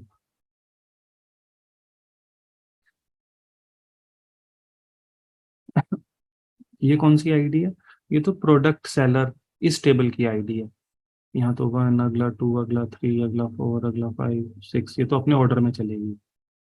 और ये क्या है, ये है कि प्रोडक्ट आईडी 1 को सेलर आईडी 1 बेच रहा है, प्रोडक्ट आईडी 1 को सेलर आईडी 3 भी बेच रहा है। मान लो बिट्टू जनरल स्टोर है, वो आईफोन भी बेचता है, पार्ले जी भी, उसकी दुकान बड़ी है, वो सब बेच रहा है। तो प्रोडक्ट आईडी 1 को कौन कौन बेच रहा है, seller ID 1, seller ID 3। Product ID 2 यानी कि डिटॉल, उसको सेलर आईडी 2 किराना स्टोर और 3। और प्रोडक्ट आईडी 3 को, प्रोडक्ट आईडी 3 को seller ID 3 and seller ID 2। ठीक है। तो और ये ऐसा ऑर्डर में होने जरूरी नहीं है कि किसी भी ऑर्डर में स्टोर हो रहे होंगे। प्रोडक्ट आईडी 1 को कौन कौन बेच रहा है, ऐसा हो सकता है कि नीचे प्रोडक्ट आईडी अभी तक नहीं बेचता था, पर जो किराने वाला है उसने बोला यार ये आईफोन बड़ा बिकता है, इसमें प्रॉफिट मार्जिन भी अच्छा है, मैं भी बेचना शुरू करूंगा। तो प्रोडक्ट आईडी 1 सेलर आईडी 2 ने भी बेचना शुरू कर दिया, यहाँ पे ये एंट्री होगी। तो प्रोडक्ट आईडी 1 को 1 बेच रहा है, प्रोडक्ट आईडी 1 को सेलर 3 बेच रहा है, और प्रोडक्ट आईडी 1 को सेलर 2 भी बेच रहा है। इस टेबल को बोलते हैं pivot table, PIVOT। Pivot table क्या है? वो टेबल है जो दो टेबल्स को जोड़ रही है, क्योंकि वो जो दोनों टेबल्स हैं वो मैनी टू मैनी है, वो खिलाड़ी लोग हैं, तो उनको बांध के रखने के लिए है ये पिवट टेबल। ठीक है। Product ID seller ID. अब आप अगर मान लो आपको सेलर के प्रोडक्ट, अगर आपको चाहिए कि यार ये सेलर 3 क्या क्या बेचता है, तो सेलर 3 एक तो प्रोडक्ट 1 बेचता है, सेलर 3 प्रोडक्ट 2 बेचता है, सेलर 3 प्रोडक्ट 3 बेचता है, सब बेच रहे हैं। अब आपको क्या चेक करना हो, सेलर 1 क्या बेचता है, तो सेलर 1 ढूंढो इधर, और फिर इधर देखो कि क्या क्या प्रोडक्ट है। तो सेलर 1 बस प्रोडक्ट 1 ही बेच रहा है, बाकी तो सेलर 1 हाँ कुछ और बेच नहीं रहा। तो अगर आपको एक सेलर के प्रोडक्ट चाहिए तो पिवट टेबल में जाओ, वो सेलर ढूंढो और उसके अगेंस्ट में प्रोडक्ट आईडी ढूंढ लो। और जब आपको पता चल गया कि सेलर वन की तो एक ही प्रोडक्ट आईडी है, अब प्रोडक्ट आईडी मिल गई तो प्रोडक्ट तो मिल ही जाएगा। प्रोडक्ट टेबल में जाओ और जब आईडी पता है तो प्रोडक्ट ढूंढ लो। या अगर आपको सेलर टू का पता करना है तो सेलर टू इस टेबल में ढूंढो। सेलर टू टू बेच रहा है, सेलर टू थ्री भी बेच रहा है, सेलर टू वन भी बेच रहा है। तो आपको पता चल गया सेलर टू क्या क्या बेच रहा है। One I product ID one, product ID two and product ID three. अब वो क्या क्या प्रोडक्ट है वो यहाँ से ढूंढ लो। तो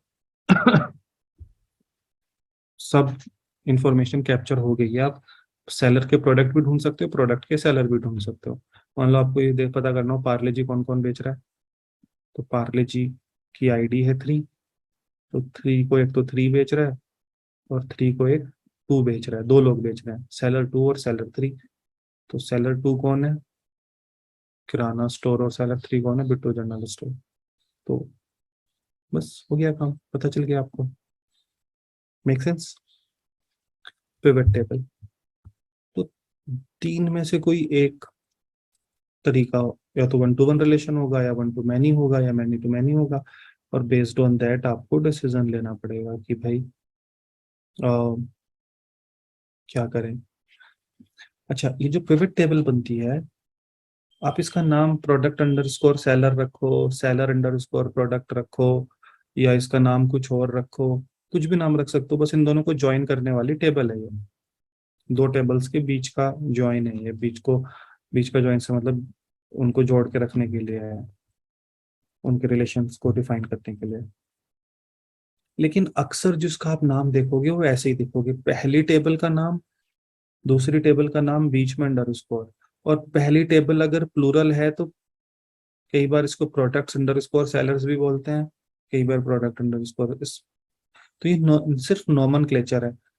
और अक्सर इसमें ना ऐसा दिखेगा तुम्हें, एक जो कन्वेंशन है, तो प्रोडक्ट्स अंडरस्कोर सेलर्स, और उसमें भी दो टेबल में हम दोनों मैनी टू मैनी है, बट दोनों में से पहले का नाम, पहले किसका नाम आएगा?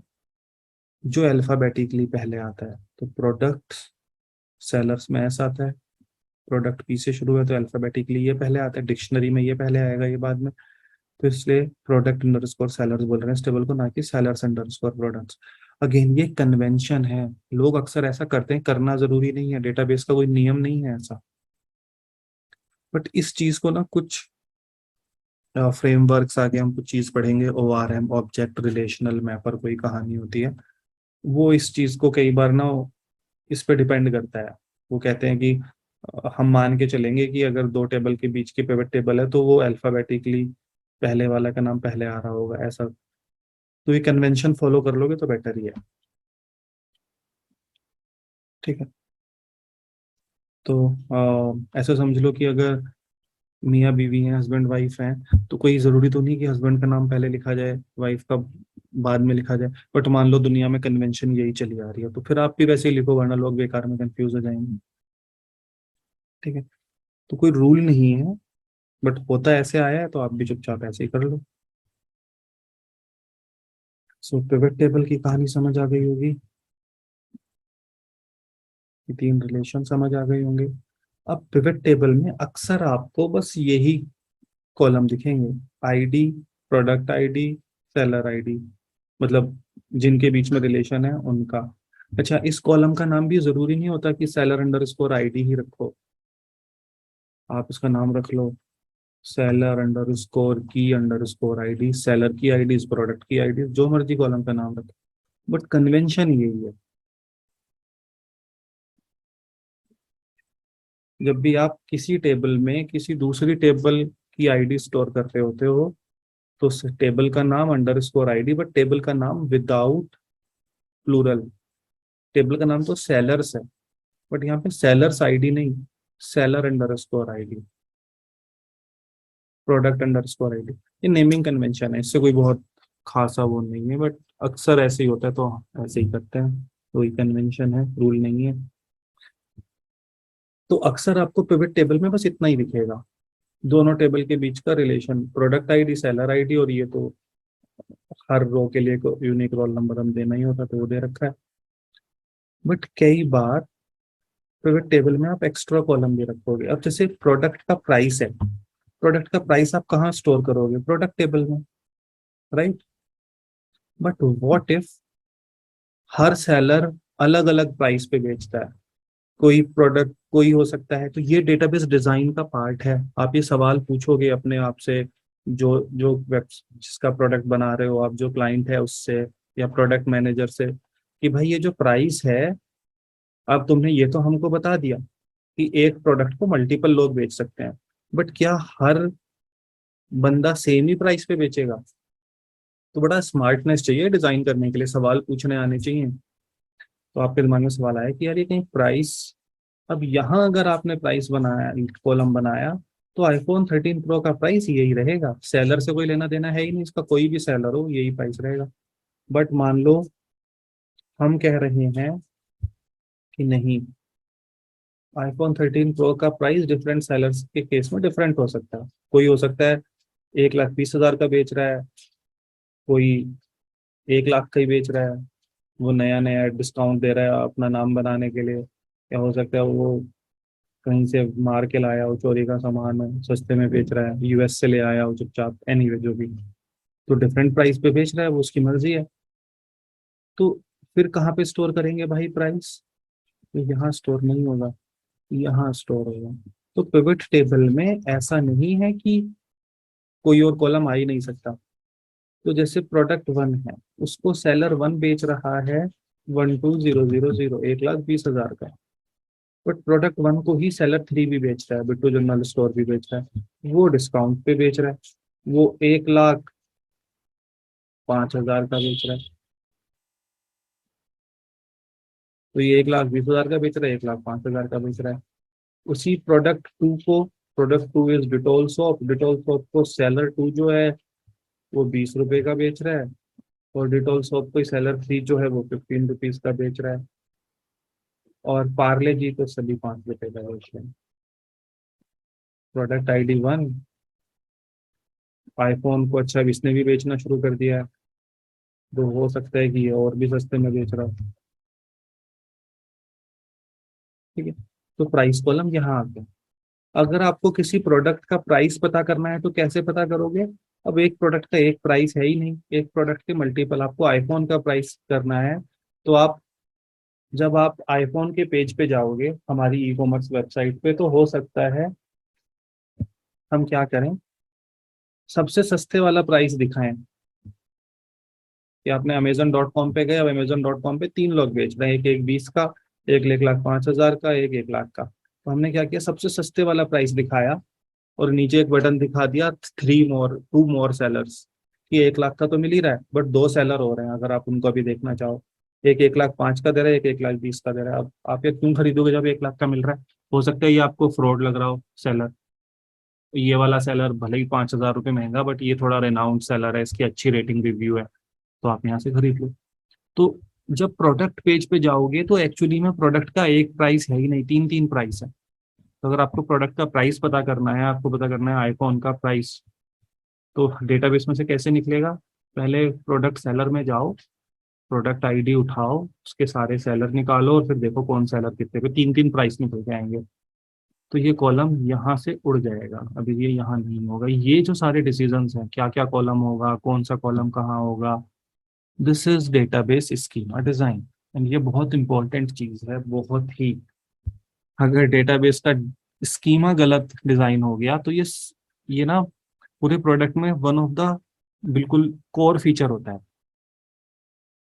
तो इसको छेड़ोगे तो बहुत कुछ छेड़ेगा। देखो जब हम प्रोडक्ट डेवलपमेंट कर रहे होते हैं ना, तो कुछ चीजें होती हैं जो बाहर है, किनारे पे हैं, उनके छेड़ने से ना कुछ ज्यादा छिड़ता नहीं है। जैसे हमने ना यूआई है, अब हमें वेबसाइट में जाके बटन का कलर जो है वो हरे से नीला करना हो, नीले से हरा करना हो, तो कर दो, बाकी वेबसाइट को कोई फर्क नहीं पड़ेगा। लेकिन अगर आपने एपीआई चेंज कर दी, तो वो एपीआई की वजह से, पहले एपीआई में प्रोडक्ट में जो टाइटल है वो टाइटल के नाम से आता था, प्रोडक्ट का जो टाइटल है वो नेम के नाम से आ रहा है। तो अब आपको अपना रिएक्ट का कोड भी चेंज करना पड़ेगा।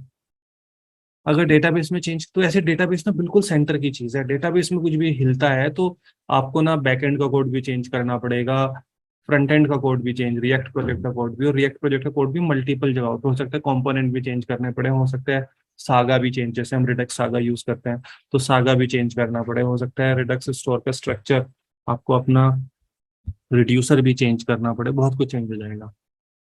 इसलिए ये बहुत सेंट्रल पीस है, इसे बड़ा अच्छे से डिजाइन करना पड़ता है, बहुत सोच समझ के।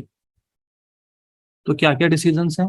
पहला डिसीजन है क्या क्या टेबल होंगी, उन टेबल में क्या क्या कॉलम होंगे, और फिर टेबल्स में क्या रिलेशन होंगे, और फिर वो रिलेशन के बेस पे फिर कुछ कॉलम के नाम डिसाइड होते हैं। जैसे प्रोडक्ट टेबल है, प्रोडक्ट टेबल में हमने पहले बोला एक तो प्रोडक्ट होगा, टाइटल, कैटेगरी, डिस्क्रिप्शन, थंबनेल, ठीक है। क्या क्या प्रोडक्ट टेबल होंगी, उनमें क्या क्या कॉलम होंगे, और फिर टेबल्स में क्या क्या रिलेशन होंगे, और फिर रिलेशन को मेंटेन करने के लिए क्या क्या क्या कॉलम होंगे, कि यहाँ पे सेलर आईडी होगी प्रोडक्ट में, या सेलर में प्रोडक्ट आईडी होगी, या पिवट टेबल बनेगी, ये सारी चीजें। अब डेटाबेस में जो कॉलम होते हैं उनकी ना डेटा टाइप भी होती है। जैसे ये एक्सेल शीट है, इस एक्सेल शीट में ये मैंने बनाया, मान लो प्राइस टेबल है। अब प्राइस टेबल में 1,20,000, 1,05,000, और यहाँ पे मैंने प्राइस टेबल में लिख दिया सस्ता।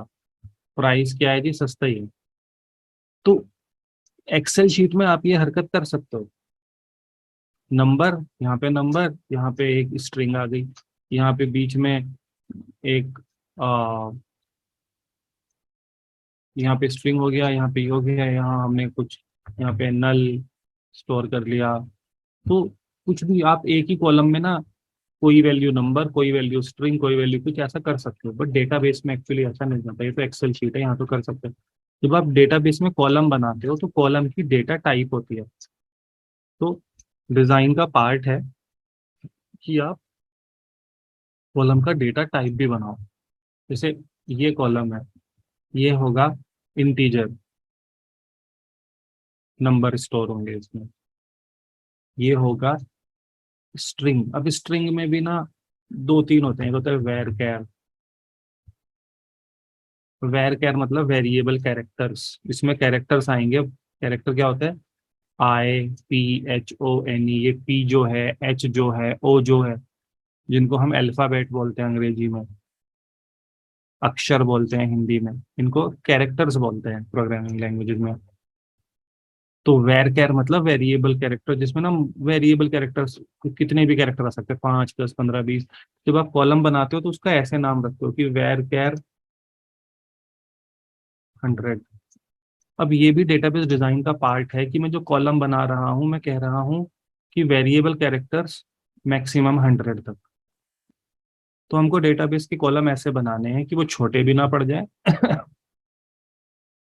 बट फालतू में स्पेस वेस्ट भी ना हो।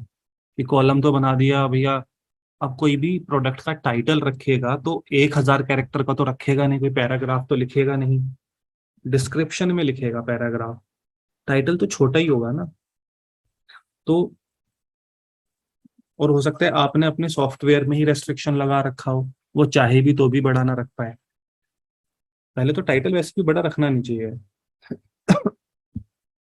और हो सकता है आपके सॉफ्टवेयर में जहां से सेलर प्रोडक्ट अपलोड करता है, फोटो, प्रोडक्ट का नाम, वहां पे आपने लिमिटेशन ही लगा रखी है कि भैया टाइटल में आप ना 200 कैरेक्टर से ज्यादा कर ही नहीं पाओगे।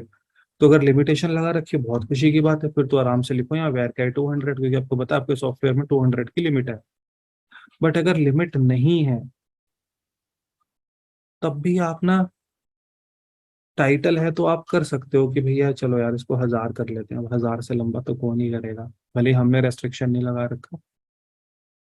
तो आप यूआई पे रेस्ट्रिक्शन नहीं लगाओगे लेकिन बैकएंड में फिर भी एक वैलिडेशन लगाओगे, नहीं लगाओगे तो फिर डेटाबेस एरर थ्रो कर देगा। तो मतलब कुल मिला के ये है कि आपको ये भी डिजाइन करना होता है कि कॉलम की डेटा टाइप क्या होगी, और कुछ डेटा टाइप में तो फिर लिमिट भी होती है। जैसे अब इधर हो सकता है हम ना टेक्स्ट टाइप का कॉलम बना रहे हैं, अब हो सकता है इसमें, अब इसमें कोई लिमिट ही नहीं है, टेक्स्ट का मतलब कितना भी टेक्स्ट आएगा। वेर कैर में आपको कैरेक्टर का काउंट बताना पड़ रहा है। तो ये ना डेटाबेस की डिफरेंट डेटा टाइप होती हैं, आपको डेटा टाइप भी चूज करनी है। डिस्क्रिप्शन में मैं चाह रहा हूँ यूजर खोल के लिखे, जितना लिखना है उसका डिस्क्रिप्शन। कोई 100-500 कैरेक्टर की लिमिट नहीं है, तो इसलिए मैंने उसकी डेटा टाइप टेक्स्ट रखी, तो इंट,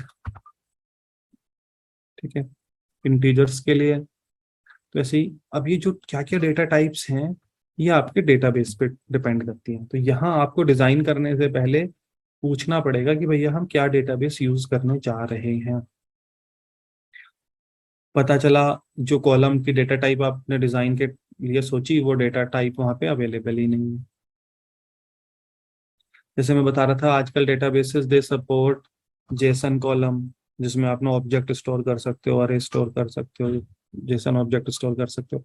अब किसी में ना हो वो, तो क्या क्या डिजाइन करना है, डिजाइन डेटाबेसेस के हमारे डिजाइन में क्या क्या कवर हो रहा है, क्या क्या टेबल होंगी, उन टेबल में क्या रिलेशन होंगे आपस में, टेबल्स में क्या क्या कॉलम होंगे, और कॉलम की क्या क्या डेटा टाइप होंगी। अभी और भी चीजें आएंगी, क्या क्या इंडेक्स होंगी, इंडेक्स कुछ कहानी होती है वो भी पार्ट है। All this is database designing, ये डिसीजंस लेना। तो डेटा टाइप का जो डिसीजन है that will depend on, this will depend on कि आप क्या डेटाबेस यूज कर रहे हो, वो क्या क्या डेटा टाइप प्रोवाइड करता है।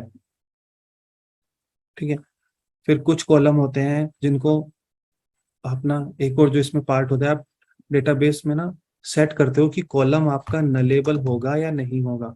नलेबल का मतलब है कि क्या कॉलम खाली छूट सकता है या नहीं छूट सकता, तो this is also part of the design.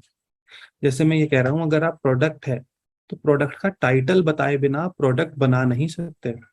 तो जो टाइटल कॉलम है वो नॉन नलेबल है, नॉन, NON, नलेबल, ये वाला। तो जब मैं डेटाबेस डिजाइन करूंगा तो मैं बताऊंगा कि भैया ये डेटाबेस तो नॉन नलेबल है। बट डिस्क्रिप्शन हो सकता है, डिस्क्रिप्शन ऑप्शनल हो, तो इसको मैं नलेबल बना दूंगा। ये हो सकता है कोई कोई प्रोडक्ट ऐसा हो जिसका डिस्क्रिप्शन ना हो, जैसे इस वाले का डिस्क्रिप्शन नहीं है। बट ऐसा नहीं हो सकता कि प्रोडक्ट है बट प्रोडक्ट का नाम ही नहीं है, नाम नहीं है तो बेचेंगे कैसे भाई, नाम तो हो कम से कम, डिस्क्रिप्शन नहीं है कोई बात नहीं। ठीक है, तो आपको हर कॉलम के बारे में ये सोचना है कि क्या हमारी वेबसाइट में ऐसे भी प्रोडक्ट हो सकते हैं जिनका फोटो ना हो, बिना फोटो के प्रोडक्ट अगर हो सकते हैं तो इस कॉलम को मैं नलेबल बनाऊंगा।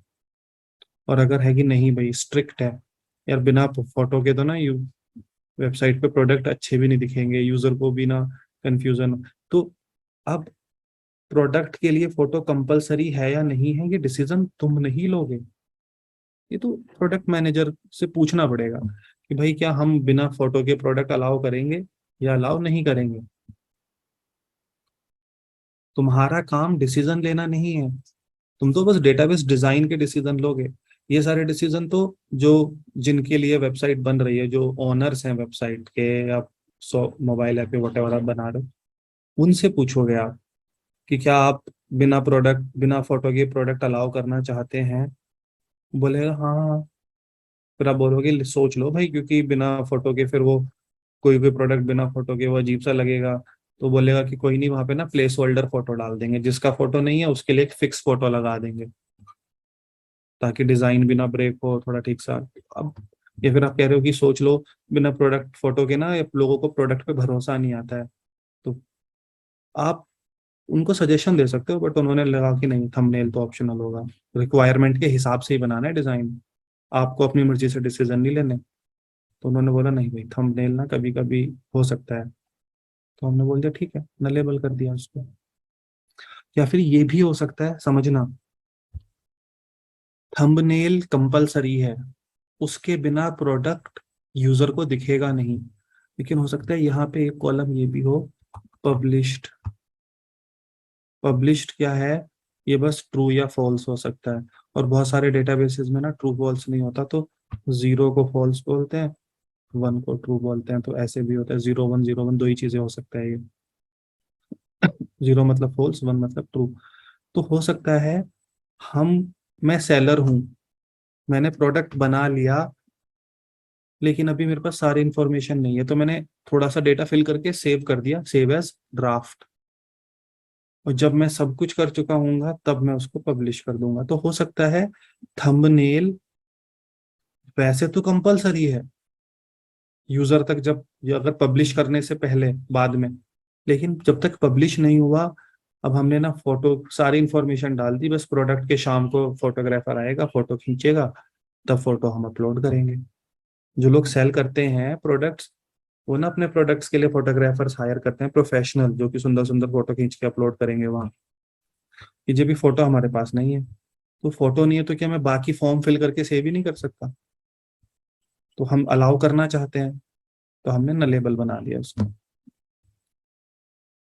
अब ये रेस्ट्रिक्शन हमें अब कोड में लगाना पड़ेगा। कुछ रेस्ट्रिक्शन है जो डेटाबेस में लग जाते हैं कि भैया ये कॉलम तो आप खाली छोड़ ही नहीं सकते। मैंने इसको नॉन नलेबल बना दिया था पहले, लेकिन अब इसको नलेबल क्यों बना दिया? नॉन नलेबल बना सकता था मैं, मतलब, लेकिन मैं इसको नलेबल इसलिए बना रहा हूँ कि मुझे पता है फाइनली तो ये नॉन नलेबल ही है। इसमें कुछ ना कुछ आना है, कोई ना कोई यूआरएल, बट बीच में एक ऐसी स्टेज हो सकती है जब यहाँ पे ये खाली हो। तो अब ये रेस्ट्रिक्शन की जब ये पब्लिश हो जाए, जैसी पब्लिश की वैल्यू 1 हो, उस टाइम थंबनेल खाली नहीं होना चाहिए। ये रेस्ट्रिक्शन हमको कोड लिख के लगाना पड़ेगा, या डेटाबेस में इस चीज की सपोर्ट नहीं होती। ठीक है, तो जो जो रेस्ट्रिक्शन डेटाबेस लेवल पे ही लग सकते हैं, वो डेटाबेस लेवल पे ही लगा दें, कि बाई चांस कोड में कोई बग बग भी छूट जाए तो भी ऐसा ना हो कि ऐसे प्रोडक्ट क्रिएट हो जाएं जिनका टाइटल ही नहीं है। ये टाइटल का रेस्ट्रिक्शन की टाइटल इज कंपलसरी, आप ये हर जगह लगाओगे, समझना। टाइटल के बिना प्रोडक्ट नहीं बना सकते। ये रेस्ट्रिक्शन आप रिएक्ट में भी लगाओगे। आप लोग सारे रिएक्ट के स्टूडेंट हो, इसलिए मैं बार बार रिएक्ट रिएक्ट बोल रहा हूँ। तो रिएक्ट में भी लगाओगे, वहां पे भी आप यूपी यूज करके, फॉर्मिक यूज करके रेस्ट्रिक्शन लगाओगे कि टाइटल इज कंपलसरी, वरना एरर आएगा, फॉर्म ही सबमिट नहीं होगा।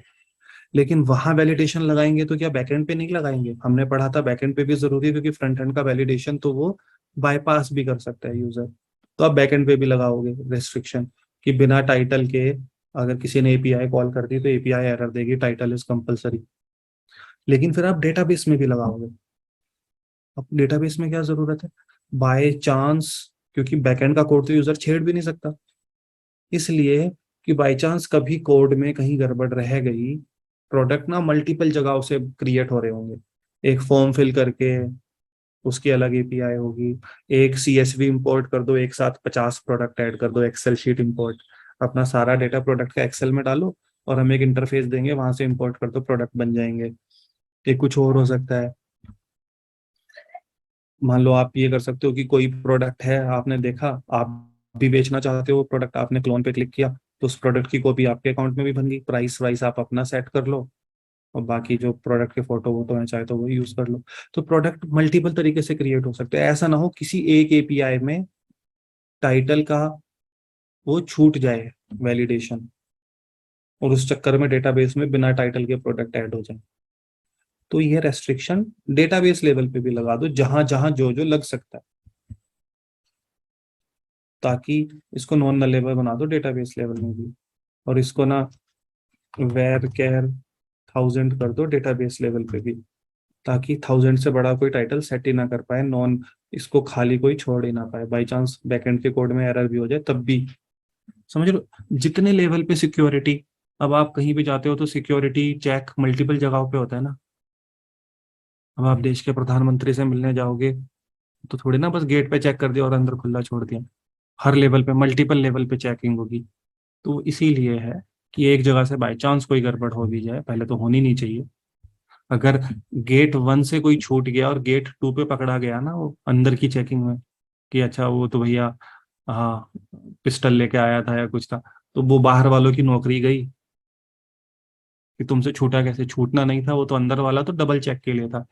तो अगर डेटाबेस पकड़ रहा है गलती, तो भैया इसका मतलब तुम्हारे बैकएंड के जो डेवलपर हैं उनको पहले तो नौकरी से निकाल देना चाहिए कि वो गलतियां कर रहे हैं। ऑब्वियसली नहीं निकाल देना चाहिए, ह्यूमंस में गलतियां होती हैं, बट मतलब समझ लो उनके उनके ऊपर सवाल उठेगा कि भाई क्या कर रहे हो तुम। बट एक अंदर के लेवल पे भी हमें चेक लगा देना है, तो डेटाबेस, तो ये सारे डिसीजंस हैं जो डेटाबेस डिजाइन में आपको लेने होते हैं। फिर एक इंडेक्सेस होती हैं, जैसे हम ना, और इंडेक्स होती है जैसे कुछ के कॉलम को हम बोलेंगे कि ये ना यूनिक होंगे। अब जैसे सेलर है, अब सेलर में कॉलम है ईमेल, सेलर अकाउंट बनाता है तो वो अपना एड्रेस डालता है, अपना अकाउंट नंबर डालता है और अपना ईमेल भी डालता है। अब ये email column has to be unique. हम ये नहीं चाहते एक ईमेल एड्रेस वाला मल्टीपल सेलर बन जाए, क्योंकि ईमेल एड्रेस के बेस पे ही लॉगिन होगा। तुमने देखा ही होगा कि एक ईमेल एड्रेस से दो अकाउंट नहीं बनते ज्यादातर जगह पे। तो काफी सारे कॉलम होते हैं जो कि हम यूनिक चाहते हैं। तो फिर उस वो होती है इंडेक्सेस, तो हम इसको ना यूनिक इंडेक्स दे देंगे। वो इंडेक्सेस का दो तीन काम है। एक तो आप उन कॉलम को इंडेक्स दोगे जो कॉलम से आप सबसे ज्यादा सर्च करने वाले हो। समझना, ये जो प्रोडक्ट हैं, जब डेटाबेस से प्रोडक्ट निकलेगा तो यूजर ये थोड़ी बोलेगा कि मुझे ID 2 वाला प्रोडक्ट खरीदना है, मुझे ID 3 वाला प्रोडक्ट खरीदना है। वो सर्च कैसे कर रहा होगा वेबसाइट पे?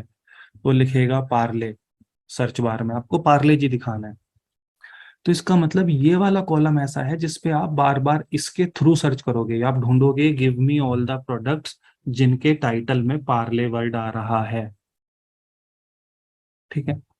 आप कभी ये नहीं ढूंढोगे give me all the product जिनका थंबनेल है b.png a.com/ जिनका URL, इमेज का URL ये है। इससे क्या मतलब है?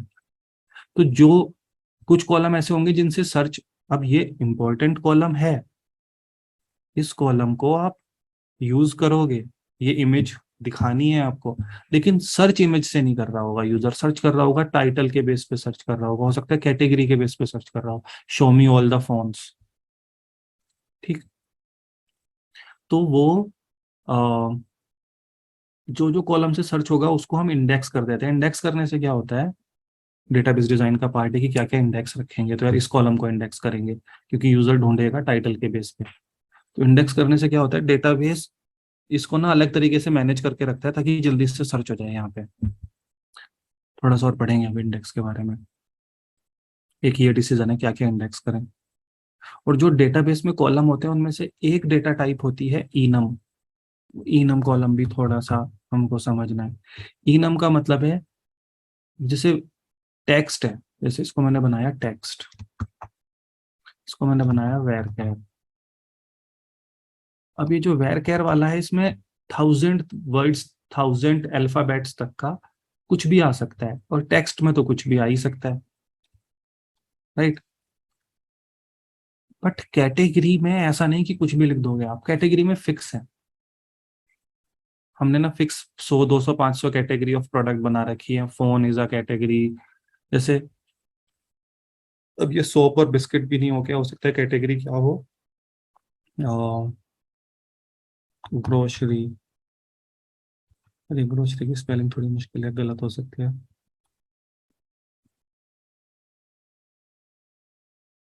चलो जो भी स्पेलिंग होती होगी ग्रोसरी की समझ गए होगे। तो ये भी ग्रोसरी प्रोडक्ट है, ये भी ग्रोसरी प्रोडक्ट है। ग्रोसरी में आता है ना, ये पता नहीं यार मुझको इतनी भी, बट एनीवे।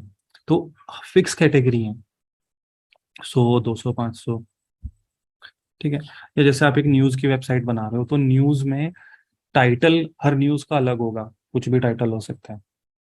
और ऐसा होगा कि न्यूज बिल्कुल बेकार होगी बट टाइटल क्लिक बेट बना रखा होगा, बट टाइटल कुछ भी हो सकता है, डिस्क्रिप्शन भी कुछ भी हो सकता है, बट कैटेगरी फिक्स होगी। स्पोर्ट्स, पॉलिटिक्स, और कुछ भी वट एवर। न्यूज की ना 5 10 20 कैटेगरी होंगी, उन्हीं में से किसी कैटेगरी को बिलोंग करेगा। तो जो ऐसे कॉलम है उनके ना दो तरीके हैं, या तो हम उसको इनम बना दें, क्योंकि यहाँ पे भी हम ये नहीं चाहते कि अब ना फोन कैटेगरी पे कहीं पे तो फोन लिखा हुआ है, दूसरी जगह पे आ मोबाइल लिखा हुआ है, कहीं पे उस कैटेगरी। तो एक ही कैटेगरी के मल्टीपल नाम हो गए तो बड़ा ना पंगा हो जाएगा। अब आपने ना, जैसे मान लो यहाँ पे ये एक और प्रोडक्ट हमने ऐड किया सैमसंग, और इसको मैंने ना, सैमसंग की कैटेगरी थी फोन बट मैंने फोन की जगह मोबाइल कर दी। अब कोई हमारी वेबसाइट पे आया, उसने फोन कैटेगरी सर्च करी, फोन में उसको iPhone 13 दिखा, दो पांच और दिखे, सैमसंग गैलेक्सी कुछ भी वॉट एवर, ये फोन दिखा ही नहीं। सैमसंग गैलेक्सी वॉट एवर क्यों नहीं दिखा? क्योंकि उसने कैटेगरी फोन चूज की बट इसकी कैटेगरी हमने गलती से मोबाइल सेलेक्ट कर रखी है। तो हम ये नहीं चाहते कि ऐसे बहुत सारी कैटेगरी बन जाए, फिक्स कैटेगरी हो, फोन ही हो यहाँ पे भी। वरना फोन देखने के लिए फोन भी चूज करो, मोबाइल भी चूज करो, टेलीफोन भी चूज करो। तो कैटेगरी पे हम थोड़ा सा रेस्ट्रिक्शन चाहते हैं। तो उसके दो तरीके हैं। एक तो कैटेगरी को अलग टेबल बना दो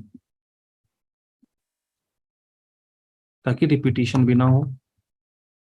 ID name, ID1 name mobile, ID2 grocery, ये ऐसे ही स्पेलिंग। तो यहाँ पे क्या होगा, यहाँ पे हम कैटेगरी अंडरस्कोर ID स्टोर करने लग जाएं। 2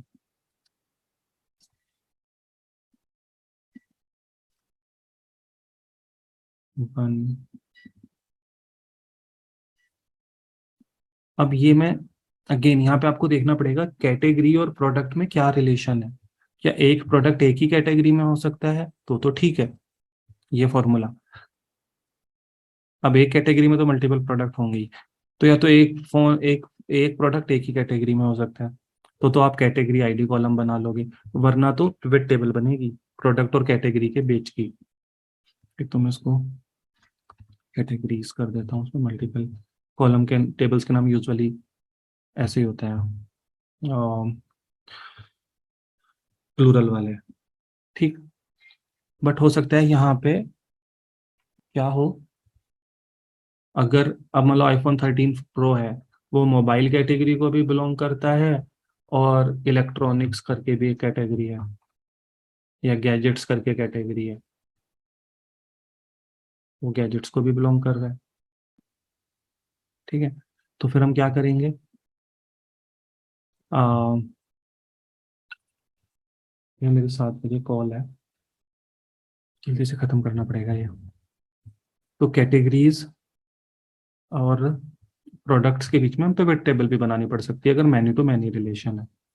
बट मान लो अगर मैनी टू मैनी नहीं है, वन टू मैनी ही है, एक आईफोन की एक ही कैटेगरी हो, एक एक चीज की एक ही कैटेगरी होगी, जो फोन कैटेगरी में है वो ग्रोसरी में नहीं होगा, जो ग्रोसरी में है वो किसी और में नहीं होगा, मल्टीपल कैटेगरी का फंडा है ही नहीं हमारे यहाँ। तो ऐसे में एक तरीका तो ये बना कि आपने अलग टेबल बना ली और यहाँ पे आईडीज। दूसरा एक तरीका ये भी होता है, आपने ना इस टेबल का नाम इनम, एक इनम कॉलम बनाया, इनम कॉलम में आपने दे दिया, ये तब करेंगे जब कैटेगरी बड़ी लिमिटेड है, 2 5 10 कैटेगरी है, वो फिक्स है, आपको पहले ही पता है कि जैसे मोबाइल, ग्रोसरी और कंप्यूटर वटेवर, ऐसे जो भी कैटेगरी है प्रोडक्ट्स की। अब इनम का मतलब है कि आप यहाँ पे आप कोई भी टेक्स्ट नहीं दे सकते, इनमें से ही कुछ आएगा, या तो मोबाइल आएगा। अब मोबाइल में भी आप मोबाइल की स्पेलिंग MOBILE भी गलती से नहीं कर सकते, ऐसे भी नहीं हो पाएगा। इसमें तो आप कुछ भी कर दो, आईफोन की स्पेलिंग गलत कर दो, कुछ भी करो, जो मर्जी टेक्स्ट है कुछ भी लिखो, कुछ भी सेव करो, बट ये ऐसे समझो जैसे ड्रॉप डाउन है, उसी में से चूज करोगे, अपनी मर्जी से कुछ नहीं लिख सकते। तो जहाँ पे फिक्स वैल्यूज आनी होती हैं कि अब ये ग्रोसरी, ये भी ग्रोसरी, ये मोबाइल, तो आप कॉलम की डेटा टाइप इनम भी बना सकते हो, तो उससे इस कॉलम पे रेस्ट्रिक्शन लग जाएगा। ये 3 वैल्यू के अलावा, जैसे मैंने इनम में 3 वैल्यू डाल दी, 3 के अलावा कोई ले ही नहीं पाएगा। अगर थोड़ी सी ही वैल्यूज हों तो आप इनम बना लेते हो इस तरह की जगहों पे जब जरूरत पड़ती है। बट अगर वैल्यू बहुत सारी हैं और चेंज होनी है टाइम के साथ, तो आप अलग टेबल, क्योंकि अगर टाइम के साथ चेंज हो रही है तो यहाँ चेंज करने के लिए आपको डेटाबेस का आके डेटा टाइप चेंज करना पड़ेगा, कॉलम की डेटा टाइप। ये डेटाबेस में स्ट्रक्चर का चेंज हो गया, और यहाँ क्या करना पड़ेगा, आपको डेटाबेस में नई एंट्री करनी है। डेटाबेस का स्ट्रक्चर चेंज नहीं हो रहा, स्ट्रक्चर अब भी वही है, पहले भी वही था, एक आईडी कॉलम एक नेम कॉलम, और यहाँ पे बस आपने आके एक नया, आपने नई कैटेगरी बेचनी शुरू की है, बुक्स। अब आपकी ई कॉमर्स वेबसाइट पर बुक्स भी बेचती हैं, आपने बुक्स कैटेगरी यहाँ पे ऐड कर दी। तो ये छोटा चेंज है, यहाँ पे एंट्री कर दी। अब जैसे जैसे यहाँ पे एंट्री हुई कैटेगरी आईडी में, ID4 भी एंटर कर सकते हो आप। इनम में आपको यहाँ पे बुक्स ऐड करने के लिए डेटाबेस का स्ट्रक्चर चेंज करना पड़ रहा है, एक तरीके से कॉलम की डेटा टाइप चेंज कर दी आपने। तो ये थोड़ा सा बड़ा चेंज है। तो हम इनम कब करते हैं यूज, जब हमको पता है कि यही 5-6 हैं और यही रहनी है, जल्दी से चेंज नहीं होनी, साल 2 साल में एक बार चेंज हो गई बात अलग है, तब स्ट्रक्चर चेंज कर लेंगे जाके। क्योंकि स्ट्रक्चर चेंज के लिए ना हायर परमिशन चाहिएगी, थोड़ा अलग तरीके से चेंज होगा। ये तो आराम से एंट्री हो जाएगी। कुछ है कहानी कुल मिला के, बस अभी तो इतना समझ लो कि ये छोटा बड़ा चेंज है। तो ये हम, अगर हमको कॉन्फिडेंस है कि कैटेगरी में यही 3 4 5 कैटेगरी रहनी है तो इनम, वरना तो अलग टेबल बना लो। अब ये बड़ी छोटी सी टेबल, इसमें ज्यादा डेटा नहीं आएगा। मान लो 10 20 30 कैटेगरी हैं तो 30 ही आएंगी, कोई बात नहीं। ठीक है, तो यहाँ पे इस तरह की चीजों के लिए 2 चॉइसेस हैं। तो डेटाबेस डिजाइन की कुछ कुछ कहानी आपको समझ आ गई होगी। आधा घंटा 1 घंटा और होता, थोड़ी सी चीजें और बतानी थी, बट कोई नहीं, वो अगली क्लास में बताता हूँ मैं। एक और इसकी सीक्वल वीडियो बना लेंगे, क्योंकि चीजें अभी और भी पढ़ानी है। जब डेटाबेस स्कीमा डिजाइन हो गया, तो ये तो हमने डेटाबेस का स्ट्रक्चर बनाया है। ये स्ट्रक्चर तो आप पेपर पे बना लो कि ये टेबल होंगी, उसमें ये कॉलम होंगे। अभी तो हम बस स्ट्रक्चर प्लान कर रहे हैं। अब उसके लिए ना आप वो स्ट्रक्चर एक्सेल शीट में भी बना सकते हो कि मेरी एक प्रोडक्ट टेबल होगी, एक ये टेबल होगी। आप एक पेपर पे भी ये स्ट्रक्चर ड्रॉ कर सकते हो। और स्पेसिफिक सॉफ्टवेयर्स भी आते हैं, MySQL, workbench, DataGrip, जहाँ पे ना बड़े अच्छे अच्छे फोटोज की फॉर्मेट में बन जाता है। अभी 2 मिनट है तो मैं चलो दिखाई देता हूँ। ऐसे सॉफ्टवेयर भी आते हैं, कुछ नहीं है, स्ट्रक्चर ही बनाने के सॉफ्टवेयर हैं, कोई खास काम नहीं है।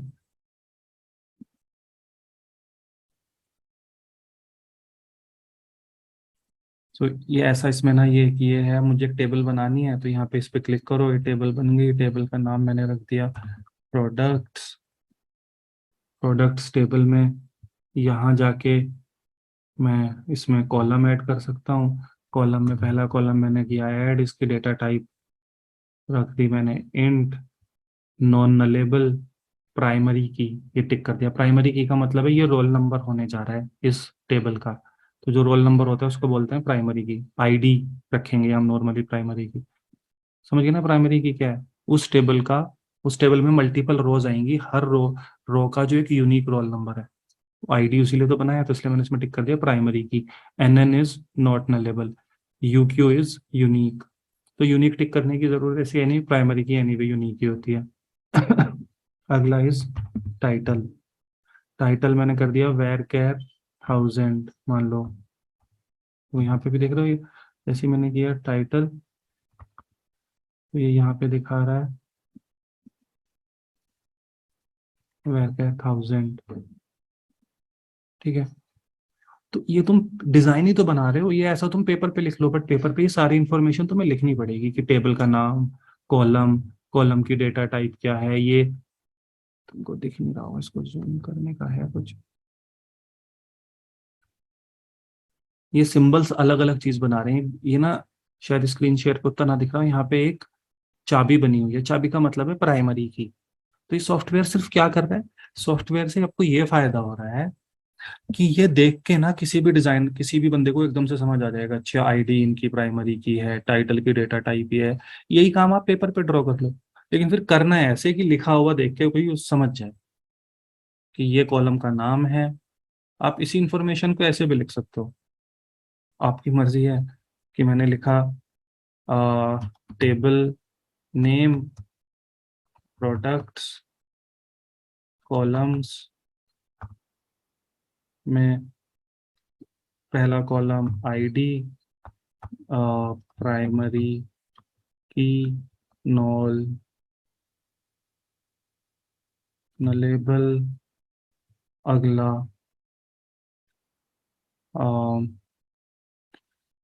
टाइटल, टाइटल की जितनी भी इंफॉर्मेशन है, वेर कैर। तो मतलब इसको पढ़ के भी समझ आ जाएगा ना कि टेबल नेम प्रोडक्ट है, कॉलम उसमें ये है जो मैं नीचे लिखते जा रहा हूँ, और आईडी कॉलम प्राइमरी की नॉन नलेबल है, टाइटल वेर कैर है, फलाना है। तो ये सॉफ्टवेयर कुछ नहीं करता आपको बस, बट ये काफी ना स्टैंडर्ड सा तरीका है इस तरह का डायग्राम। तो इस डायग्राम को देख के थोड़ा प्रोफेशनल सी फील आती है आपको, यहाँ से समझ आ जाता है कि डेटा। और इसमें फिर टेबल्स को ना कनेक्ट करने के तरीके भी हैं, जैसे मैंने यहाँ पे एक और टेबल बनाई,